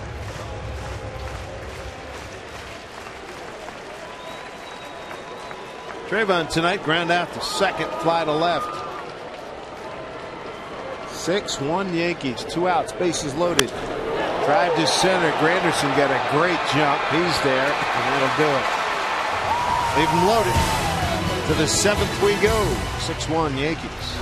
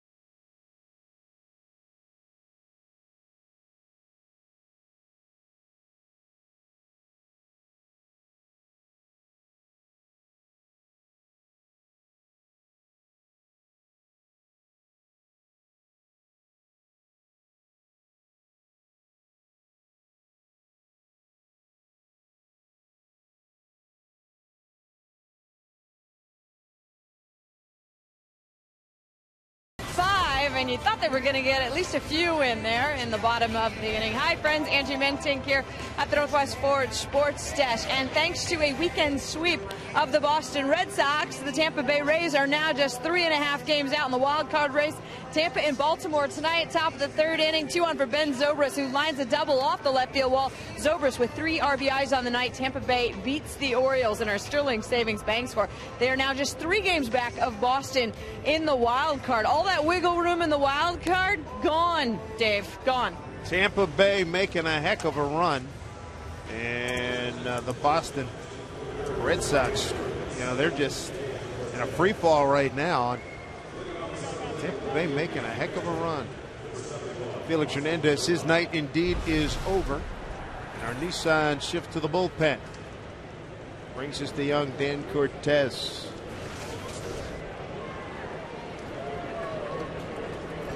Hard thrower. Romine's his first hitter. And his first pitch is a strike. Cortez, good to have him back off the disabled list. And a bruised left ankle late August. To right field, Ichiro watches it go into the stands.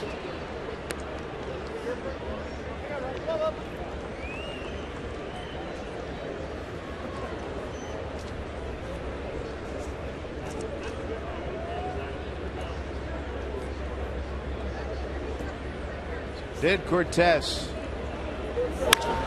Line drive, right field, first big league hit for Austin Romine.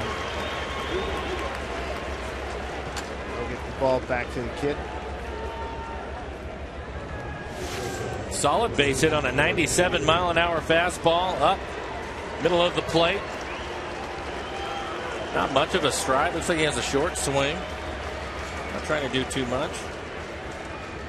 Austin Romine, his brother Andrew with the Angels, his dad Kevin Romine played in the major leagues for a lot of years. His first major league hit. Leads off the Yankees' 7th.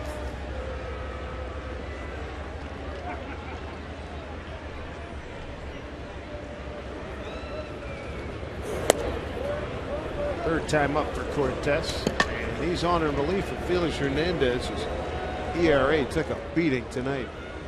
6 innings for Felix, 9 hits, 6 runs. They're all earned. Didn't walk anybody. Has 4 strikeouts, 94 pitches, 64 strikes.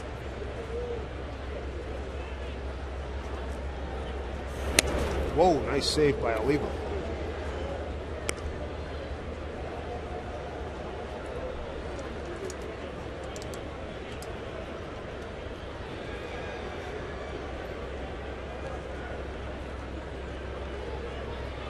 So an opportunity for Cortez to show the pitching staff, Carl Willis,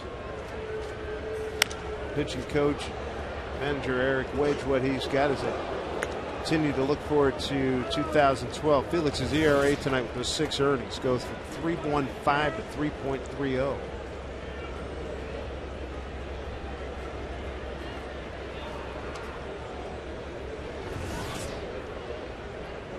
Two and 1 to Jeter. 0 for 3 with an RBI tonight. And strike 2. Got fooled on that one. Dan has a good fastball tonight. 97, 96 miles an hour on his fastball. That pitch, top of the strike zone. Derek Jeter's going to have a tough time catching up to that pitch.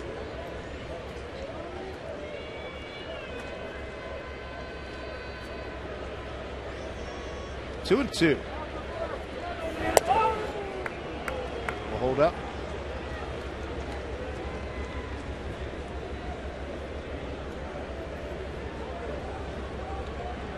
Jeter, 37-year-old veteran, going against a 24-year-old right-hander Dan Cortez. Hails from Pomona, California. Big pitcher, 6'6", 230. Runner goes. Hit the other way. Classic Jeter hit.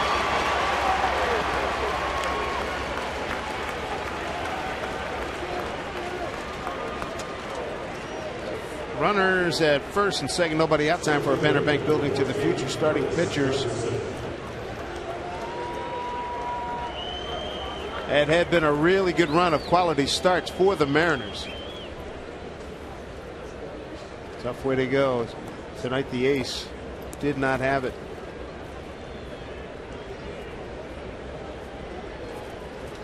Two on.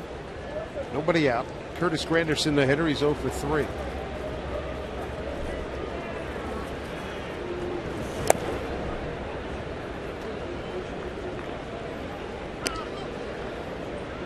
Hit by Jeter, just classic. Derek Jeter has just done that so well over the course of his career. Tough guy to pitch to. He take that pitch that was inside and still fire it to right field, and just has really mastered staying inside the ball, Mike. And he can hit with power doing that, which has amazed me at times. I think he's definitely had some benefit to playing at Yankee Stadium, but he realizes that. And you talk about baseball smarts, he's at the top of the list. Second time now, Granderson couldn't hold up. You could hear Mark Carlson said he went. Say he went. So 1 and 2 to Granderson.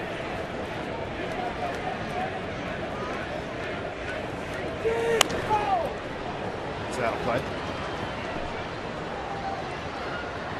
Pretty good run for Jeter. All-time leader in hits, stolen bases.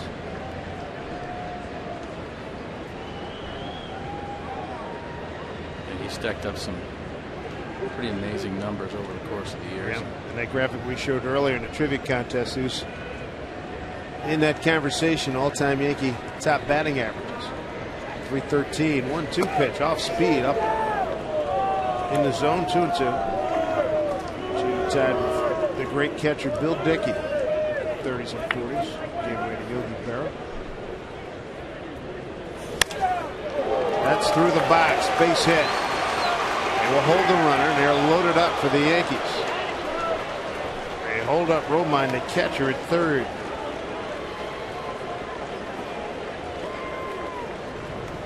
Three singles from the Yankees, all on fastballs. This is another fastball at 96 miles an hour. A leave up, set up, down and away. The pitch is down, but again in the middle of the plate.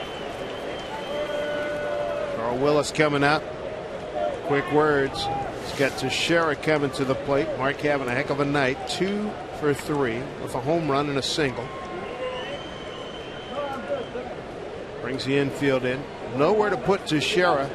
Nobody out, bases loaded.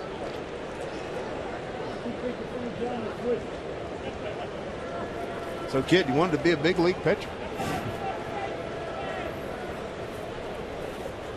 Cesar Jimenez. It's quick.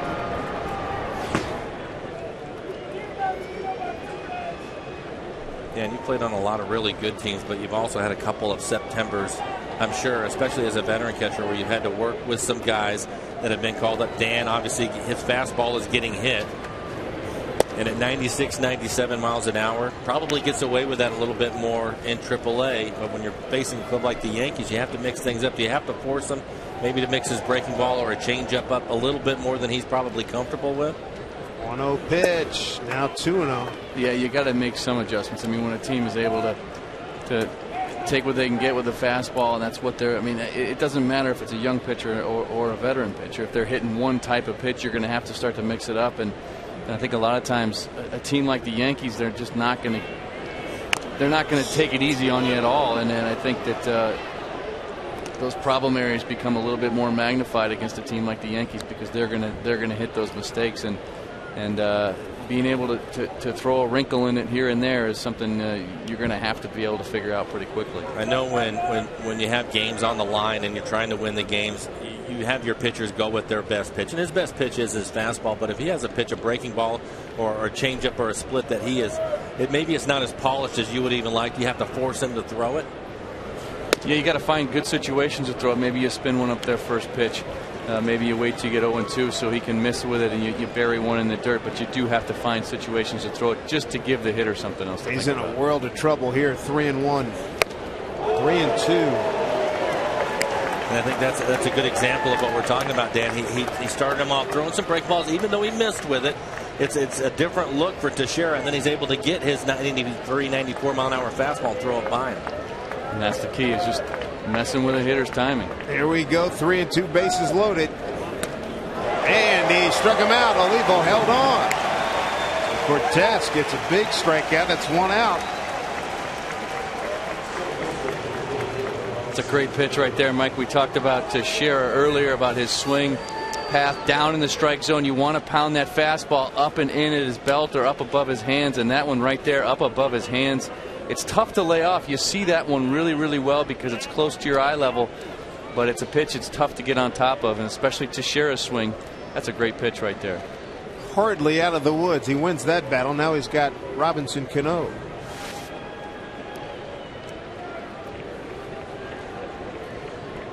Cano tonight, fly to left, double to right, single to center. Takes a strike.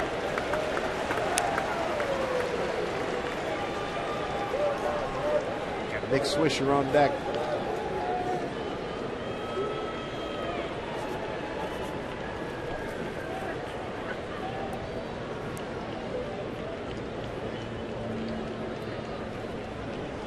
Oh, 1 to Cano. 1-1.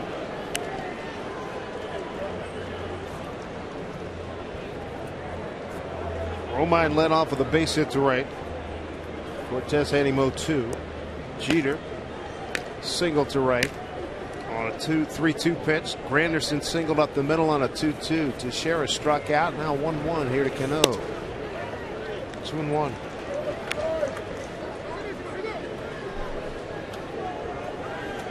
$22,029 on hand here at Safeco Field. 6 runs, 12 hits, no errors for the Yankees. A run on 5 hits for the Mariners. Mariners have left 6 on. The Yankees have left 2. 2-1. Did not go. 3-1. Third base umpires Jeff Kellogg.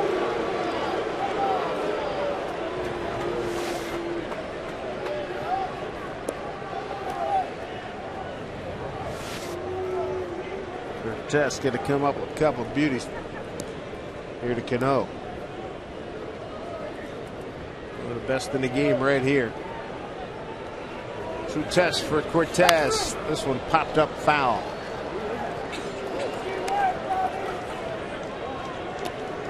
Robinson Cano, Dan, I think is one of the few left-handed hitters that can get on top of that high fastball. That fastball, in fact, even in a 3-1 count, was up out of the zone. And he fouls it straight back. Yeah, we saw Romine do it against Cortez here earlier in the inning.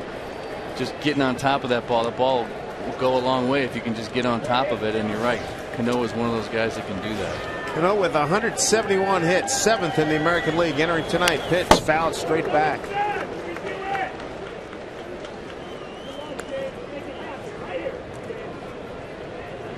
All fastballs.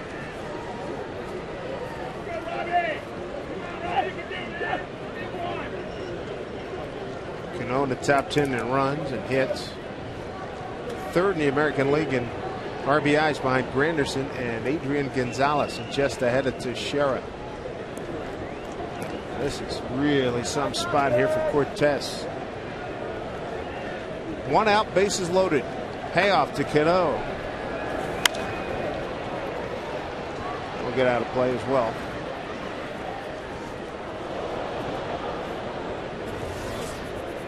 Miguel Olivo making a trip to the mound. You can see all fastballs. I think it gives you a good idea how live his fastball is when you have a hitter the caliber of Cano and Teixeira, and they get into fastball counts, but they still have a tough time to square it up. When we've seen him square his fastball up, and eventually they'll get to him, but I think it goes back to it, and it gives you an idea how good his fastball really is, and if he could get something else with it, it would be even more difficult for them to try to hit it.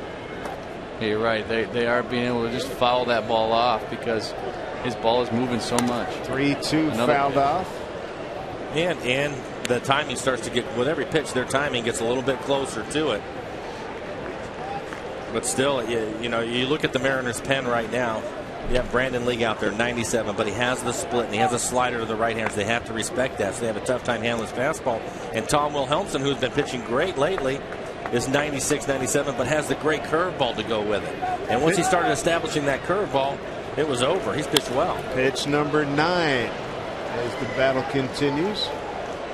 But when you look at the essence of pitching, Mike, there's 3 main components. It's changing speeds, changing locations, and changing the hitter's eye level. And when you can do those 3 things consistently, you're going to have some success. And changing speeds, top of that list. You got to be able to run one in there, and you got to be able to take a little off.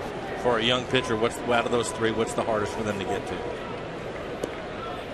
Well, I think the location thing is probably the toughest, and you know, you can throw your breaking. If you can throw a decent breaking ball, you got to be able to put it in the right spot. 3-2, left center field, over Robinson's head. A lot of people running here. Romine scoring, Jeter scoring, Granderson coming home. He's in.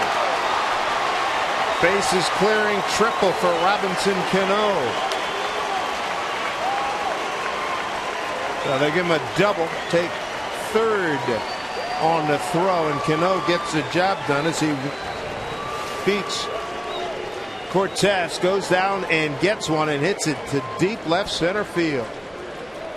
Picks up 3 more RBIs, gives him 109 on the season. His 2nd double tonight, his 42nd of the year, and that's going to do it for Dan Cortez. It's a 9-1 Yankee lead. Cesar Jimenez is going to take over. We'll take a timeout. Get back at Safeco Field right after this.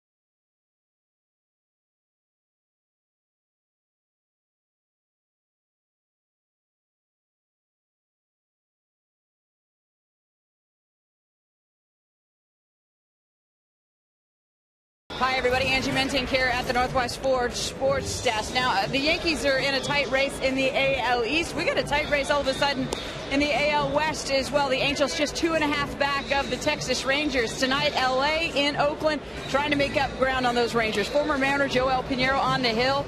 And not a good start for Pinheiro. Josh Willingham takes him deep to left center field for a 3-run blast in the first inning. Right now, it's 5-2. Dave, back to you. All right, Angie, thank you very much. Long night for Mariner pitching as we look at the Texas Rangers on top of 2.5. Here in the American League West, Cesar Jimenez takes over. The Yankees, 5th in batting, 1st in scoring, 1st in home runs. They have used their power, bludgeoning effect here this evening. A 9-1 lead, 1 out, runner at 3rd, top of the 7th. Swisher will turn around, hit right-handed. Right-handed, he's hitting .306 on the year. Swisher tonight, 1 for 3, runs scored, hit into a double play.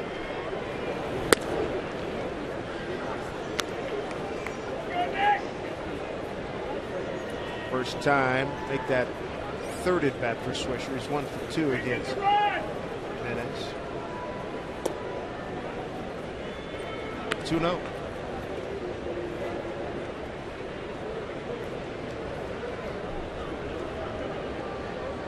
Three RBI night for Cano. He's got 109 on the year.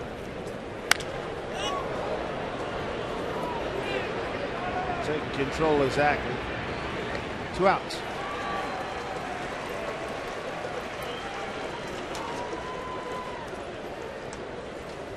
Coming up on Sunday, Mariners celebrate the youngest fans at Kids Appreciation Day. All kids 14 and under take home a Moose poster, thanks to Ivers in Kid Valley.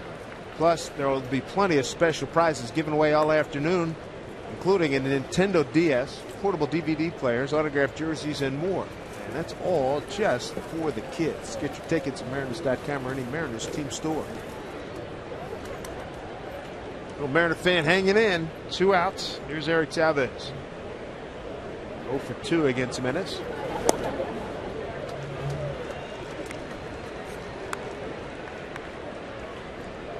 Seventh player to the plate here in the 7th inning. 4th inning, Yankees sent 8 men to the plate and scored 5 times.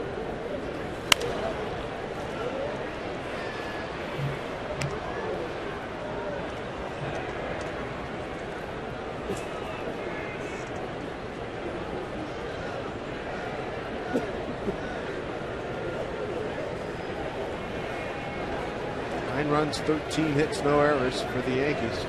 1-5-0 for the Mariners. 0-2 to Chavez.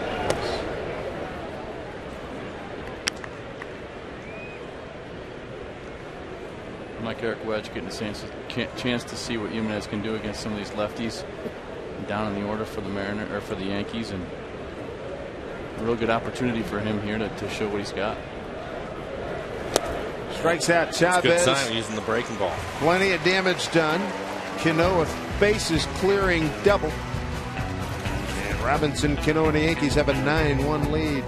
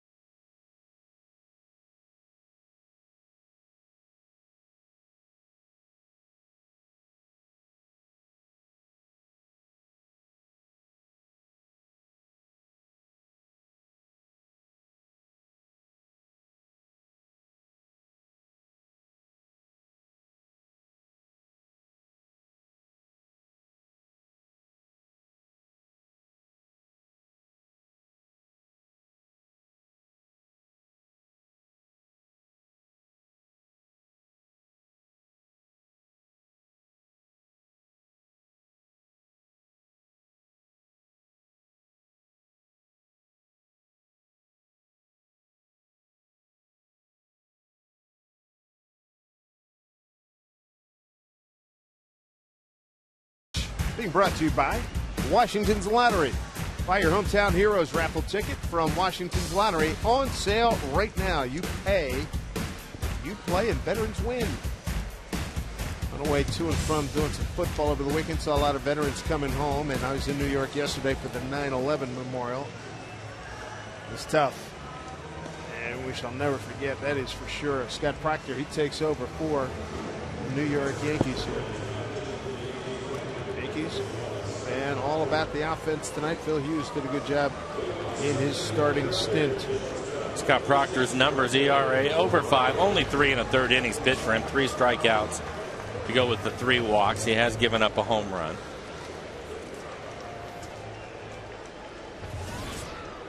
So Scott Proctor, veteran, been around.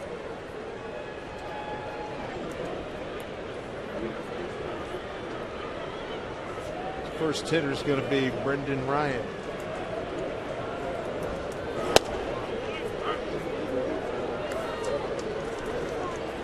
Proctor was with the Atlanta Braves organization to start the season. It's his second stint with the Yankees. He was with them from 04 to 07.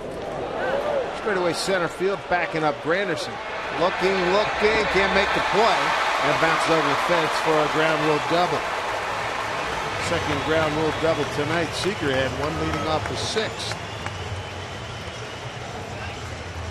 Good sign to see Brendan Ryan getting things moving in the right direction for him. He is now 1 for 2 in the game with a walk. This ball will bounce over the center field fence.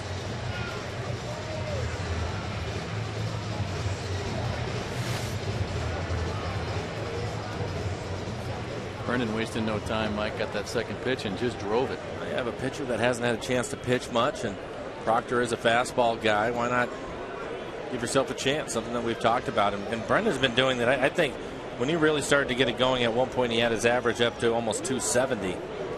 He was being aggressive, and then he had an issue with his shoulder, had to go on the DL, and it's taken him a little bit of time to get it going again. It certainly has not affected his defense at all, but when things were going right, he was being aggressive, staying up the middle the other way, right center, not trying to do too much, and offensively it helped him.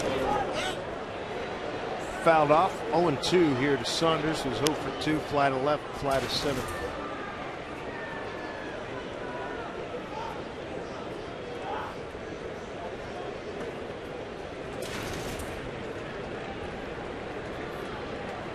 On 2 to Saunders.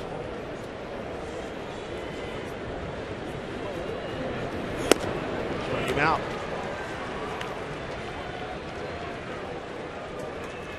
One out. More action in the Yankee pen. Boone Logan, number 48, hard-throwing left-hander. And Andrew Brackman, one of their kids, just called up, number 66. Boone Logan, we saw him several times earlier this year.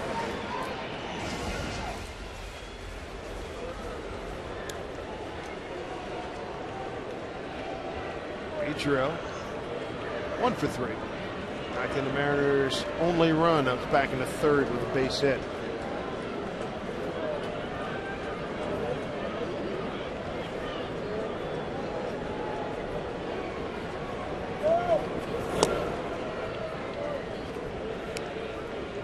One out with Ryan at second. 1-0 to Ichiro.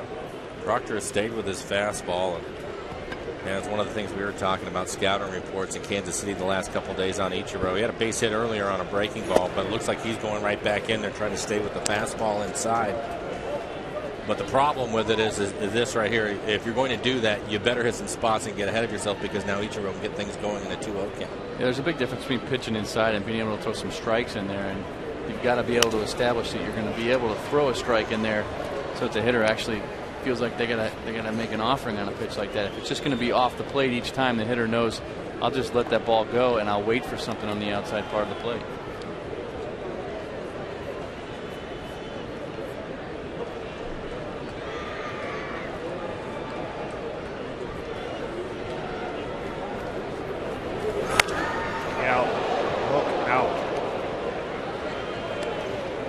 Proctor with the Scranton Ball Club AAA, went 2-5-7 in 6 games.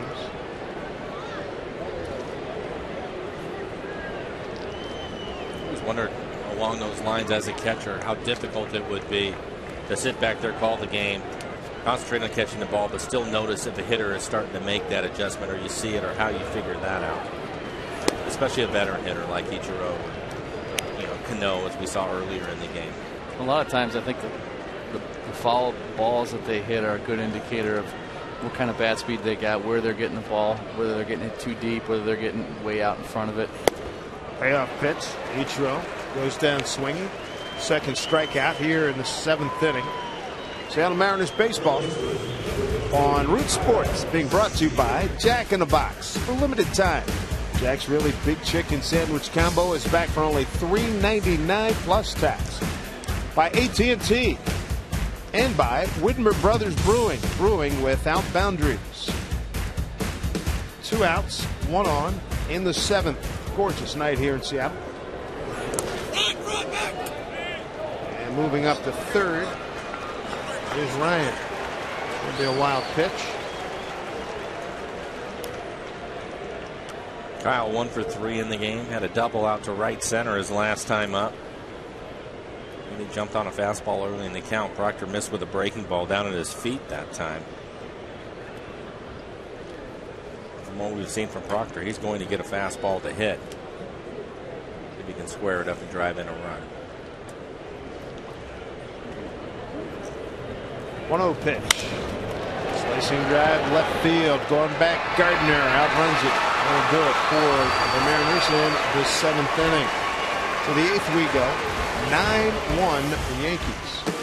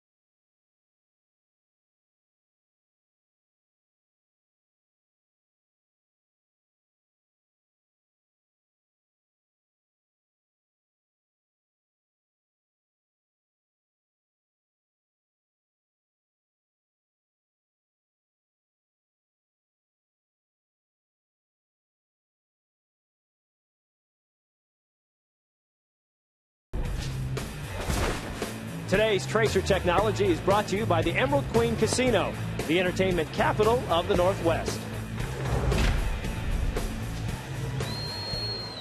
9-1 Yankees, top of the 8th. Brett Gardner's going to lead it up. Made a nice catch. So look at Luis Rodriguez, takes over at second for Dustin Acklin. Cesar Jimenez came on to get the final 2 outs at the 7th inning. He continues.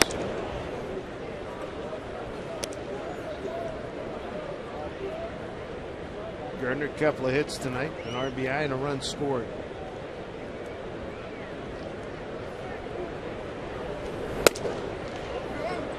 Two-0.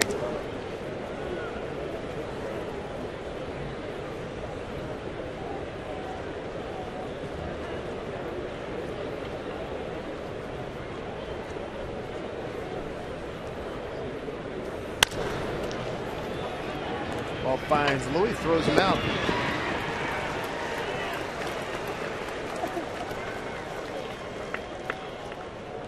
Best wishes to young lady out in the King's Court in a white hat, Mary Lou Mulfuller.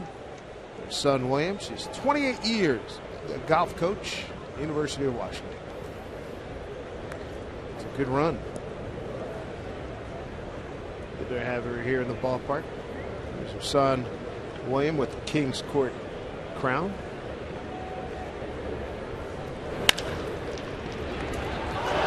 Boats one. First two hitters find the new guy in the ball game, Luis Rodriguez. It's an E4. Dickerson's hit the ball hard tonight. This one, it's going to catch him on the heel of his glove.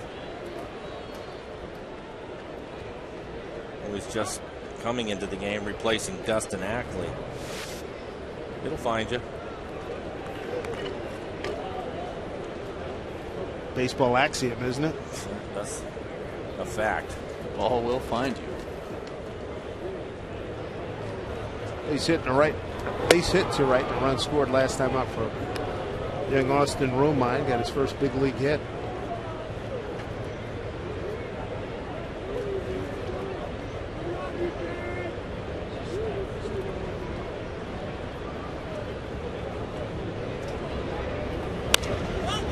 That's playable in the infield. Ryan will take it. 2 outs. Top of the order, Derek Jeter coming up. Visit the official online shop of the Seattle Mariners at mariners.com. You can browse the largest online selection of authentic team gear, including official hats, t-shirts, jerseys, collectibles, and more. Get your team gear straight from the source. Mariners.com. Shop today. Jeter 1 for 4, runs scored, an RBI tonight.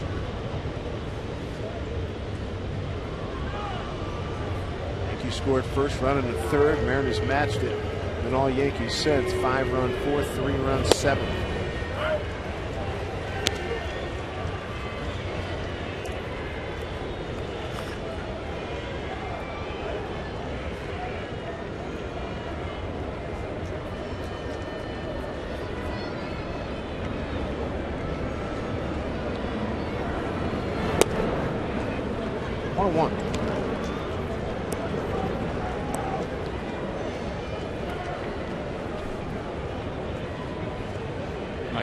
Doing a nice job mixing speeds.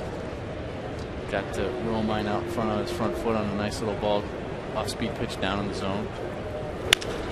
It's like you said, Dan. It's an audition. It's a nice inning. So Seager throws to Rodriguez. No damage done here in the 8th inning. Home 8th coming up. It'll be Rodriguez, trapped in smoke coming up.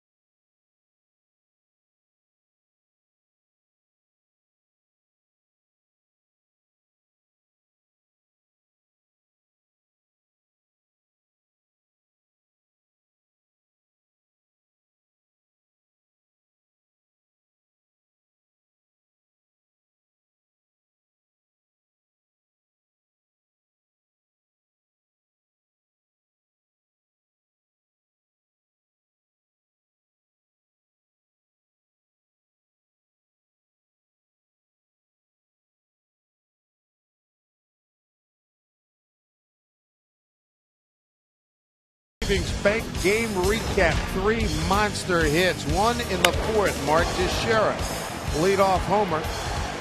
And that started a rampage for the Yankees. They score 5 runs on 5 hits. And then here's a home run by Chris Dickerson later on in the inning. a 2-run shot, and then 7th inning, bases loaded, long at bat, Cano to the gap, 3-run score. And the Yankees in command right now, 9-1 as we play the bottom of the 8th inning. Dan, I know that the game has not gone well tonight, but over the course of the summer, I think there have been some positive. What are some of the things you like about the Mariners and moving forward as an organization, trying to get things turned around? Well, I think that, I think success in a team starts and ends on the pitcher's mound. And I think one of the things that the Mariners have really established this year is the fact that they've got a quality starting staff. You look at Felix and Michael Pineda, the years that they've had. Jason Vargas, another one. Whoa, right through the box, a base hit for Rodriguez. Proctor just getting out of the way. These guys are just affirming the fact that they are quality major league pitchers and they're really beginning to develop a nice pitching staff. But I think that's a definite positive going forward. I think, you look at some of these young hitters that have come up from the minor leagues. I think these are guys too that are a bright spot. You look at Dustin Ackley and what he's done with the bat. This guy coming up, Mike Karp, has swung the bat very, very well. Kyle Seager's done a nice job. So there's been a lot of guys that have come up here and really taken advantage of this opportunity to swing the bat and show some people what they can do. And I think, again, that bodes very, very well for the future.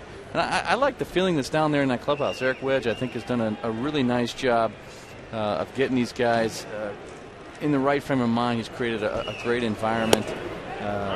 These guys know when they come to the ballpark, it's time to play baseball, and I love what they've done. And I think the front office too has done a nice job in the minor league system, getting some guys with some talent and really developing some talent down there. And so there's a lot of things that look pretty good for the future of the Mariners. Nice scoop at first by Swisher. He turned a 6-4-3 double play. Second turn tonight by the Yankees. And I think the other thing, too, is as you look coming out of spring training this year with Arzma being down, Dan, we weren't sure how Brandon League was going to work out as closer. It looks like they have their closer. He made the All-Star team this year. Then they have some power arms out in the bullpen now. I know you didn't see Steve Delabar yesterday, but he was mid to upper 90s. And Tom Wilhelmsen the same, and Chance Ruffin, some guys that can rush it up there out of the pen. Some people that they didn't know what they were going to do. Yeah, and I kind of forgot to mention some of the guys out there in the bullpen because you're right. They have some great starters, but they've also got some guys out in that bullpen that, like you mentioned, just some quality arms. Guys not just throwing 95, we're talking 97, and able to pitch a little bit. And Brandon League's done a nice job closing out ball games this year. So they've definitely got a lot of pieces to the puzzle, and it's just going to be a matter of continuing to fine tune it. 1-1 to Smoke. Bounced into a double play, struck out and walked. Justin is somebody that can help that to have a healthy year next year. He had to deal with a lot, his father passing away, and then a couple of hand injuries, and of course took the one ball to his face that put him on the DL. But he's somebody that can make a difference for this organization. Absolutely, and injuries are always going to be a part of it, and you can't anticipate those. And I think Justin's done a nice job of getting through those injuries and getting back on the field, and I know it's great to see him back out there, and he's had a long year with some of that. Proctor's got a full count on Smoke here, 2 out, nobody on. Delabar getting a chance to throw yesterday.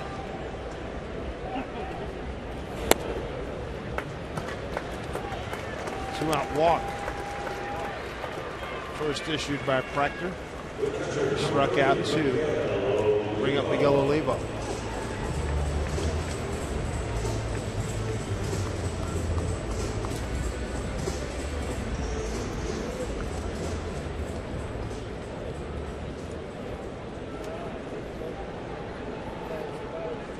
Mariners' only run coming in the 3rd inning. Ichiro drove it in. 2-out base hit to right. Well struck. Deep left center field. Going back, and it is gone. A 2-run homer for Miguel Olivo. So the home run leader, an RBI leader for the Mariners comes through here. It's home run number 18, and RBIs 58-59. Miguel giving it a good ride out there.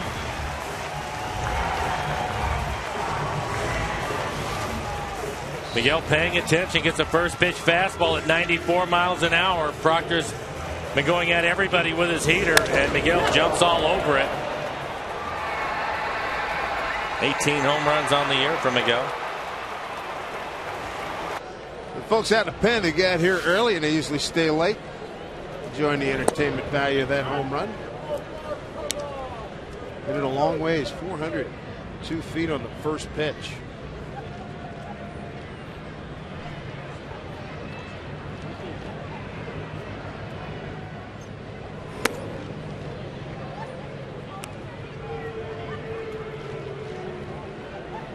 Fifth hitter here in the 8th inning for the Mariners.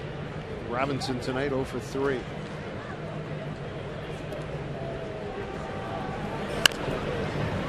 All 2 strikes. You talk about the pitching staff and what we mentioned with the starters and the relievers, but the guy that's sort of been the constant when working with them all year long has been Miguel Olivo, and I think he's a big factor why they've been able to come together pretty well as a pitching staff. And I think what he's done with the bat as well has just been a great year for Miguel. I love to see that. Trayvon takes a called 3rd strike, and that'll do it. 2-run homer by Olivo highlights the Mariner 8th, his 18th home run. RBIs 58-59, 9-3 Yankees.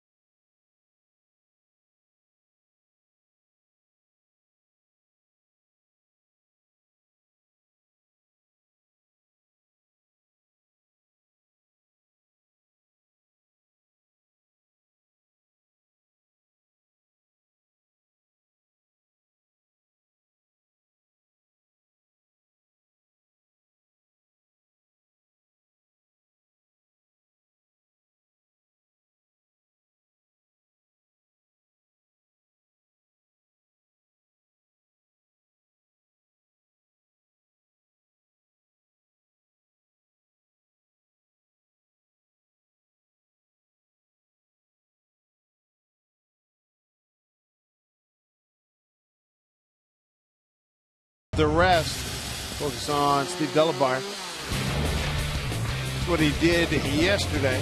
First Mariner appearance. Former school teacher had arm surgery, and he gets Hosmer there. Escobar flies to center field. And he gets a good life on that pitch. So a good start for Steve Delabar.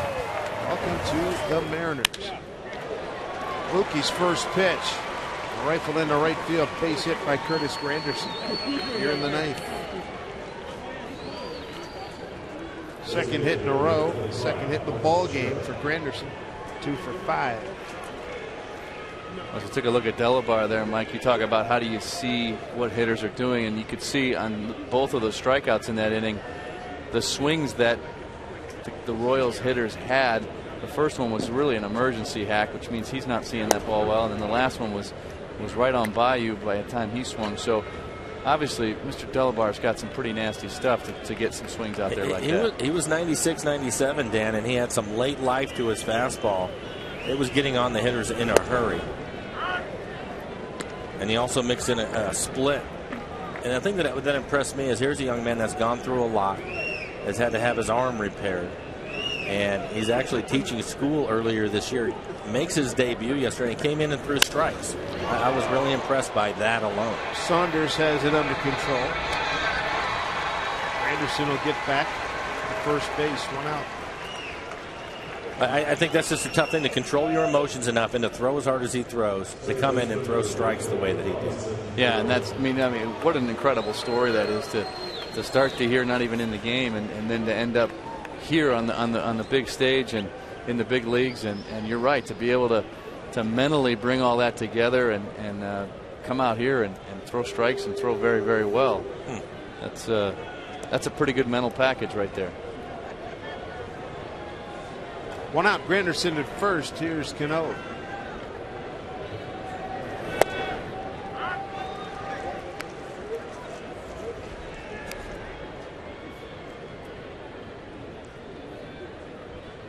Last time up for Cano, bases loaded double. Running 3 runs.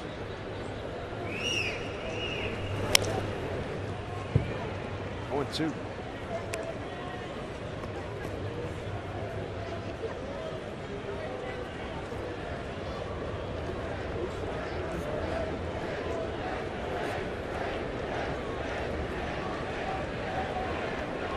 Hernandez started the night. He was chased after 6. 9 hits, 6 runs, all earned, no walks, 4 strikeouts.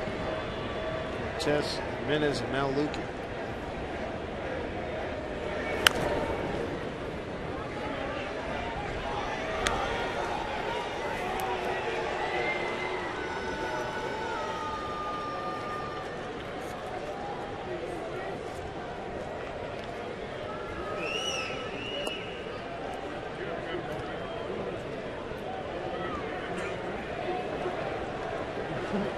Oh, 2 pitch. Strike 3 call. Cano is gone. Seattle Mariners baseball on Root Sports, being brought to you by Moneyball. Stars Brad Pitt in theaters September 23rd, rated PG-13. By Pizza Hut. Get Pizza Hut pizza any size, any toppings for one amazingly low price when you carry out. And by Money Tree, looking for a loan with more time to repay?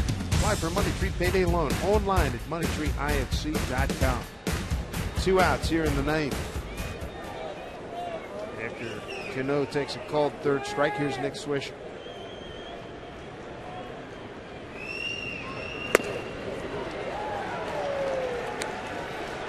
Nick tonight, single and run scored in the 4th. 1 for 4.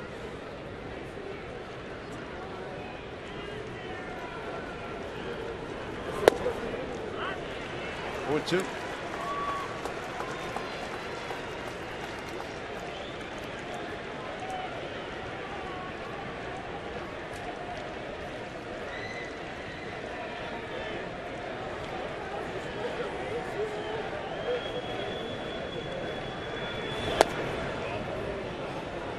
Well, 1-2.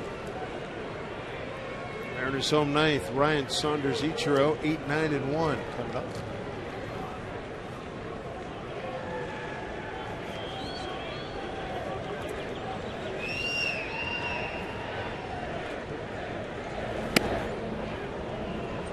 Mode 2 now, 2-2.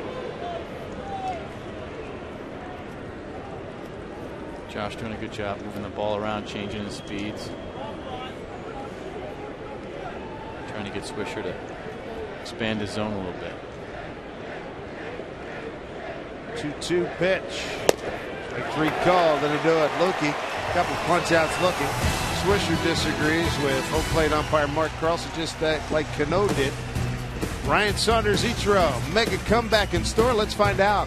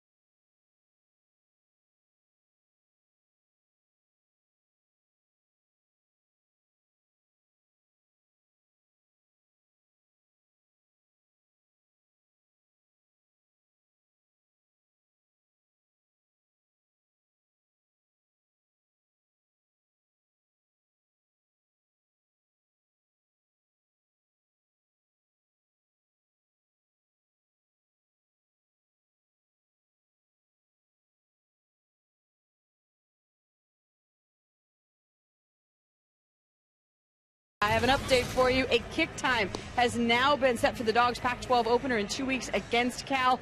The game between the Dogs and the Golden Bears will now kick off at 12:30 on September 24th, and we are going to have that game for you right here on Root Sports. The Dogs play Nebraska this weekend. Try to go to 3-0 for the first time in 10 years. Dave? Well, that'd be a great accomplishment if they could pull that off. Thank you, Angie. Luis Ayala takes over.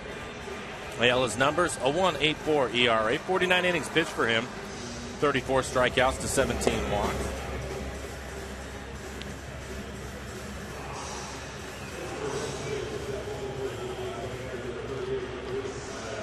Big work to do here for the Mariners. Let's see what happens with Brendan Ryan leading off.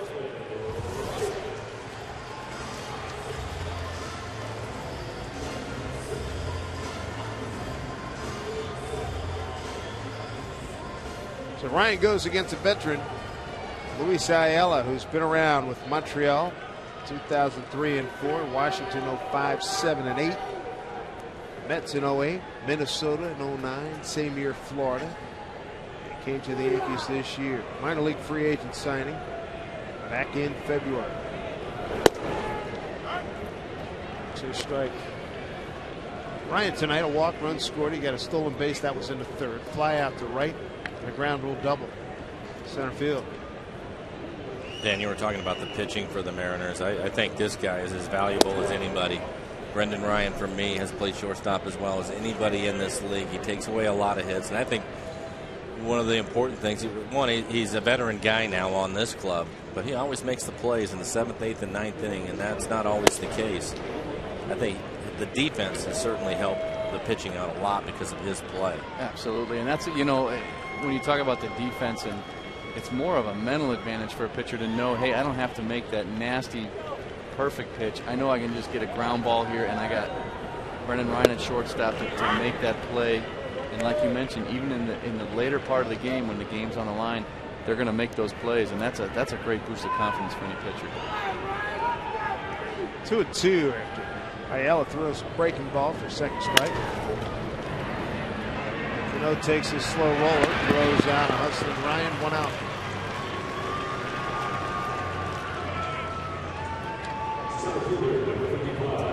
Hits on the night by the Mariners. As you look at Michael Saunders come to the plate, fly to left, fly to center, strike out. He's legend tonight. Dan, we're getting down to it. This is your last night up here in the booth with us. Appreciate everything that you've done this year. Enjoyed your insight. A lot of fun to hang out with you again. I know you have other things that you're going to be doing as far as the organization goes, but it was great having you up here. Well, thanks, Mike. I appreciate that, Dave. Great job.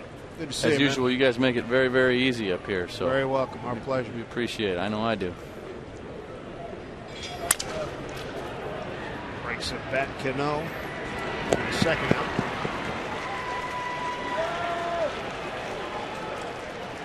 And that'll get us to Ichiro with 2 outs. Aaron Laffey, the former Mariner, he's warming up in the Yankee bullpen. Ichiro with 1 hit and an RBI tonight. Here's Laffey. And a big right-hander, Andrew Brackman.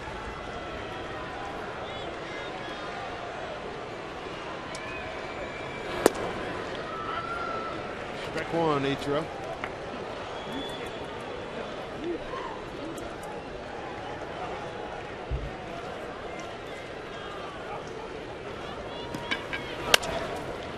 This will do it as Chavez will throw over. Nice dig by Swisher.